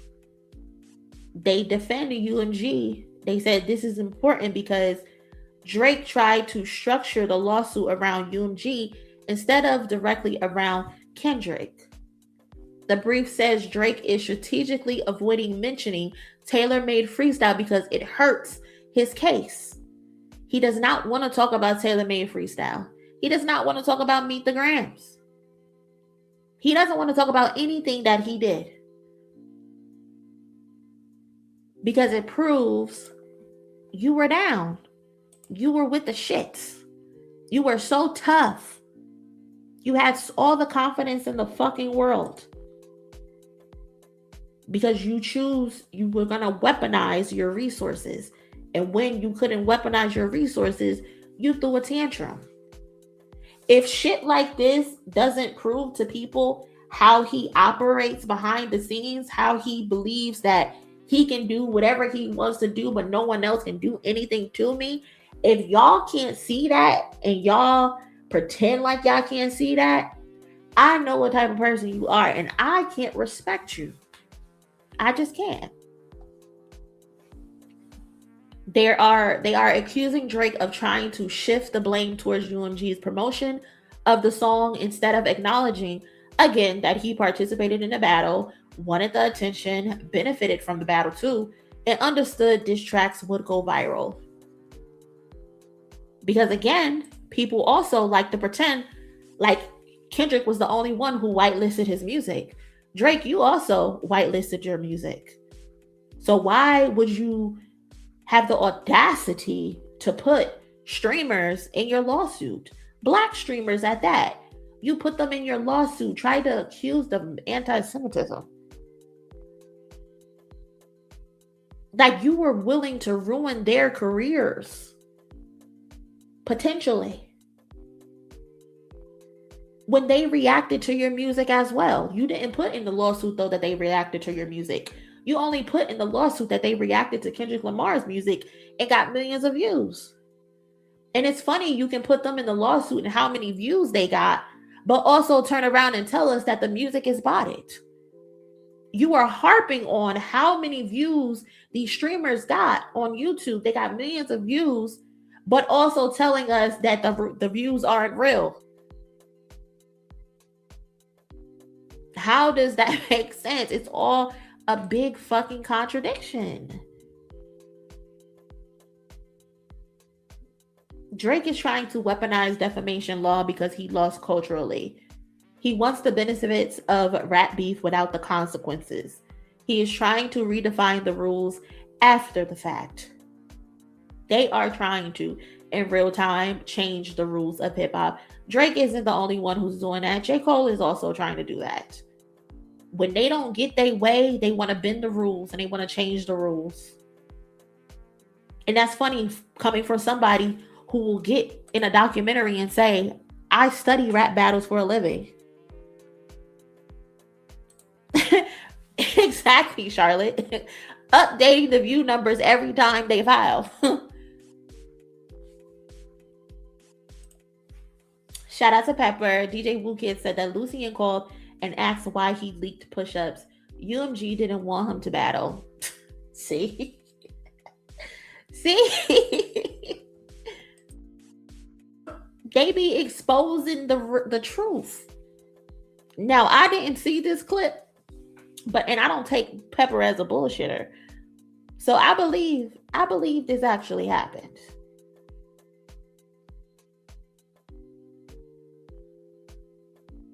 They knew you were gonna get your ass whooped, bro. That's another thing too. And those streamers still stick with them because a lot of them don't understand the severity of this entire situation and what that shit could have done to their careers. They just saw this moment as, oh, I got clout. Drake is mentioning me. I'm going to use this to run my views and run my numbers up. This could have gone very bad. Very, very, very, very bad. And a lot of them don't get that this man put that y'all were engaging in negative discourse about Jewish people. And then for him to do that to a court knowing the history of Black people when it comes to law enforcement in the courts, he's a disgusting person. I don't see how people actually like him. Like when people say, oh, you guys, you can like both artists. No, I can't. I'm not one of those people who can separate the art from the artist, especially when the music isn't even good. So I'm definitely not going out of my way to separate the art from the artist. The music isn't good, but the fact that he's tied to a lot of racist, white supremacist groups, white supremacist streamers, I could never support him. The way he talk about Black people, the things that he says about Black women, I could never support him. Absolutely not. This man is walking around with Hell's Angels in his music videos. He's wearing Hell's Angels merchandise. Like, no. I am good. I am cool. Yes, slaves should be free. They 100% should be. terms she claiming she shot, but she's still a stallion though. Who writes lyrics about a woman being shot by a man? Who does that? You're a bitch. I have no sympathy for you. You harassed Rihanna because she didn't fucking want you. You fucking incel. No, I do not want to listen to music where he's degrading women. He just put out a whole album released on Valentine's Day, and he's calling women bitches and hoes on an R&B album that's supposed to be for women. No, I'm good. I am A-okay. Y'all can have that. If that's what you want to listen to, y'all can have that shit. I am good to go. Just to summarize and wrap this up, they point out the bigger cultural implications.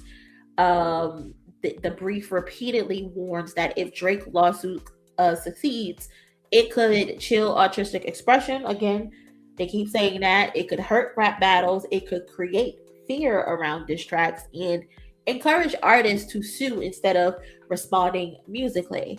They are framing this as not just a Drake versus Kendrick issue, but a free speech and hip hop culture issue. And this filing is not neutral. They are standing next to UMG. They are standing on protecting Kendrick's artistic expression. They are standing to push rap battle culture and the First Amendment free speech. That's what they are about. But yeah, that's shout out to these Yale students, the professor. Shout out to y'all for putting this together. I will link this in my description for those who want to go read the whole 143 pages. I just gave y'all a summary of what it is that they're saying, which is similar to all the other universities who've come forward to defend, quote unquote, UMG and Kendrick Lamar, the First Amendment, free speech, and all of that. So I don't foresee this shit being overturned. I see that this shit is going to be, the dismissal is going to be upheld, and Aubrey is just going to have to get over it. At the end of the day, you're just going to have to get over it. This is something you participated in. This is something you participated in, and you can't be mad that you lost. You just lost the battle. Go about your business. You know? And to end this off on a good note, shout out to Kenny. If you can, please do me a favor. Again, smash the like button. I would greatly appreciate that. Thank you to everybody. We got over 300 likes. Thank you to everybody who helped us hit the goal today. I appreciate that so very much because y'all help keep this channel running. And y'all help me make a little bit of change, you know? So shout out to y'all. It's like, I don't know, like 3. I can't keep count. But again, like I said, to end this off for the night, shout out to Kendrick. We know the other day he went to his alma mater, Centennial High School, where they were doing a groundbreaking ceremony where they were giving back to the high school to revamp it for the betterment of the students' education and making a safer, more functional place for them. And there he got reconnected with one of his 7th grade science teachers, I believe they said she was, and I thought this was pretty cool. So, a notable name from the class of 2005. So good to see you. Kendrick Lamar didn't speak during the ceremony, but the Pulitzer, Grammy, and Emmy-winning artist did stop to share moments with the former teacher. And he remembered his 7th grade science teacher, so he said, "I'll never forget you." So, a notable name from the class of 2005. So good to see you. Kendrick Lamar didn't speak during the ceremony, but the Pulitzer, Grammy, and Emmy-winning artist did stop to share moments with the former teacher. And he remembered his 7th grade science teacher, so he said, "I'll never forget you." So, a notable name from the class of 2000. So I thought that was a pretty cool moment people don't realize Diapia. Shout out to the cousin Diapia. No one filed an amicus brief on behalf of Drizzy. Nobody. And that's interesting. That's interesting that nobody has come to his defense. The way he hugged her looked genuine. Exactly. She hugged him tight. That's one of those good auntie hugs too. Breaking ground ceremony. Yeah, I thought that was a pretty cool moment. People don't realize how important teachers are. This moment aside, like, I know me personally, there's been teachers in my life that I still think about to this day who motivated me, who stood by me, who saw something in me that helped push me in the directions that I'm in now. Like when I was a child, I don't know, is it dyslexic? I don't know, but I used to write my A's as Q's. And I had this one teacher who would work with me to make sure I did not write my A's as Q's. And I will never forget her. And then there was another teacher that I had in 6th grade, I believe, Miss Brown, where she encouraged me to become a writer. And I think about her all the time. I hope she's doing amazing. Like, she was the person who put a battery in my back for me to get into writing, to get into journalism, to get into all of that. And here I am today, 20 plus years later, doing exactly what she said that I was amazing at. And teachers are always the spark. Teachers don't get enough. Teachers do not get enough credit. They're not paid enough. And they should be. They should be. Teachers should be some of the highest paid people in the fucking world because they help shape who we end up being in the end. You know? And him saying, I remember you, and that smile was definitely genuine. And it makes sense because this is his science teacher, I believe. And Kendrick has talked about how he wanted to get into, if he wasn't doing what it is that he's doing, he would have a job in a science field. He would have a job in astronomy, astrology, or something like that. So I can believe that he actually remembers this woman. And I can believe that this was a genuine interaction. You know? A beautiful moment. A very beautiful moment. If my student was that, I would be so proud. Exactly. Y'all heard what they said? Pulitzer, Grammy, Emmy winner. I would be telling everybody Kendrick Lamar was my student. So a notable name from the class of 2005. So good.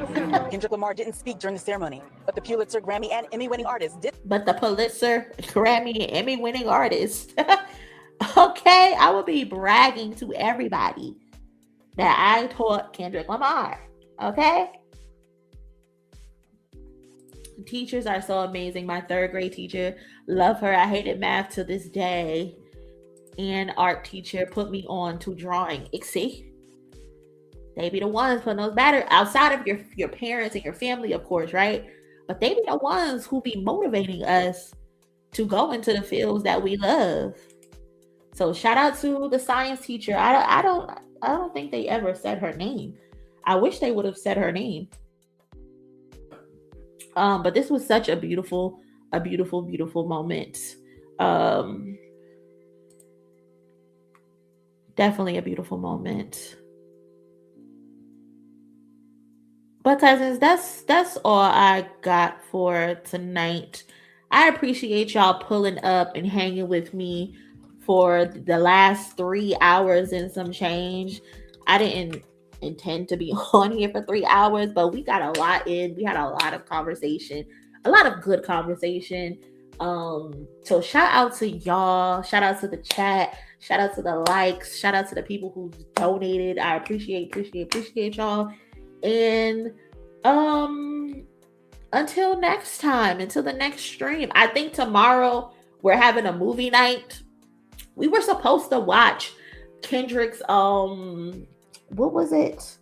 we were supposed to watch Kendrick's Glastonbury set, but we didn't watch it. So I think we're gonna save it for the 13th, which is the anniversary of Mr. Morale, either the 4th or the 5th year. I think it's the 4-year anniversary, which is May 13th. So we're gonna save that for May 13th, and we're gonna watch the performance on May 13th on the anniversary. But tomorrow, Kwani wants to have a movie night on Twitch. I don't even know what movie we're supposed to be watching. So if you want to pull up to Twitch. I'm gonna post the links on the community tab so y'all can follow the link and come watch it with us on Twitch. But until then, until the next stream, again, love y'all to death. Y'all be safe out there, and I will catch y'all in my next one. Later.